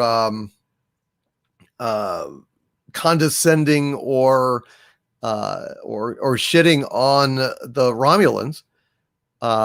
So in fact, they had kind of bent over backwards to alter their culture for the stupid Romulan immigrants. Yeah, I don't know. I don't get that. I hate the fact that that Star Trek 2009 led to fucking up this show even more, and they just keep using their own canon to fuck up the original canon. That's what I did. So, well, none of it is original canon. It's all in this like prime universe. I mean, early on, Midnight's Edge was talking about that, and I mean, it's definitely everything is 25% different at least. It's like a whole separate license for this phony Star Trek. None of it is the real canon. They try to say it is, and they could actually save themselves a lot of grief if they just admitted that this is all just a whack off. Anti-Semitic because they were desecrating on Leonard Nimoy. So in that aspect, and William Shatner and Gene Roddenberry, sure. But not in that plot, not in particular. I don't. But maybe again, I don't watch this show like The Mandalorian. I watch it tentatively. I'm like, okay, not gonna have anything else going. Star Trek, if a phone rings and if I have a 2-minute conversation while the show's on, I don't fucking rewind it. I just don't. It's like I miss some crying. I doubt I miss anything important, and I guess I didn't. But most of the time I watch it twice or 3 times, but I'm like, lately it's like, I can't do it. I don't got 3 hours for these fuckers. Woke correctly, not woke. Don't correct me. No, woke correctly, not woke right. LOL. No, I say woke right, or woke left. Babylon 5 is better. Real Jones. I will find out very soon. And you've seen Babylon 5, right? Oh, yeah. Good show. I'm going to be watching it for the first time. Fun. But thanks everyone who super chatted. Thanks to the Mod Rodix who was here. We had Eric K. I think Stellar Heather was here. Nyla Shadow, Mark Lerzeth, the usual suspects. I saw Jake D earlier. Loquacious Primates. Good to see you here. So thank you again. And thank you to all who participated. Doomcock, please plug your all your channels and your Patreons. Thank you, sir. I've got a channel on YouTube, Overlord DVD, youtube.com/Overlord DVD. Also, youtube.com/The Harvey Zone, which I probably will start doing a lot more with because I just have too many videos that I can't really put on my main channel. I think I'm going to start putting them on The Harvey Zone. Also, patreon.com/Doomcock and subscribestar.com/Doomcock as well. Please subscribe and check out my stuff. Appreciate you all. It's a pleasure to be here on Sunday nights doing the Inquisition with Gary. And thank you for having me, man. It's always a joy to be able to talk about the week with you. Dude, I love the weekends, man. Because I get to meet with you every week. And dude, we've got, we're going to be spending a lot of time together this Thursday. We're going to be practically dating this Thursday. So yes. We have on the Critical Drinkers channel, Doomcock and I are going to be on talking about the rest of the Rocky series. And hopefully I can get a little bit of my 2 cents on Rocky 3. I got to miss out on that. I'll keep it brief, but that's my favorite Rocky movie. So I can't wait to fucking do that. Like, that was so much fun. Yeah, it was a bad day, but like up until the bad thing happened, I was having the time of my life talking to my friends about fucking good film. And maybe that's something we can do here on the Inquisition once in a while. It's just like we're gonna pick a day where it's gonna be a chill Quisition, and we'll just talk about something we fucking love for a couple hours. That's fun. Yeah, we should do that. So I'm looking forward to that. And then of course next week it's on DOOMCOCK's channel, and then Thursday night we're gonna do an Exozone. We're going heavy Randall Carlson. I got some stuff to show you that should scare the living shit out of you if you're not familiar with the gentleman. So it's normally we talk about woo-woo and UFOs and stuff like that, but this is stuff that's happened on this planet that scientists are only starting to get their heads around. And you know what it took? It took a really obsessed stoner 20 years to figure out shit that geologists with master's degrees just didn't know. And all he needed was Google Earth, some satellite mapping, and a lot of time and a lot of ambition. And this guy found out some really scary shit. So we should all live life to the fullest. That's all I'm going to say. Yes, it's true. I've been listening to a good amount of Randall Carlson lately. I've been listened to several of his appearances on Joe Rogan. So yeah, I'm with you. This can be fun. Well, hell yeah. We'll talk about chevrons. So those little deposits, tsunami deposits on the coast of Madagascar and Australia. Well, I've been known to poke around on Google Maps a little bit on my own. Those fuckers are everywhere. And if you look at Australia, they go all across the upper part of the country. That whole thing got wiped out by a tsunami. So back, who knows when? I mean, it could be 1 million years ago, but I don't think it's that far back because of the deposits. But I'm sorry. There's your preview right there. All right, I'm going to let everybody go. Thanks. Have a good night.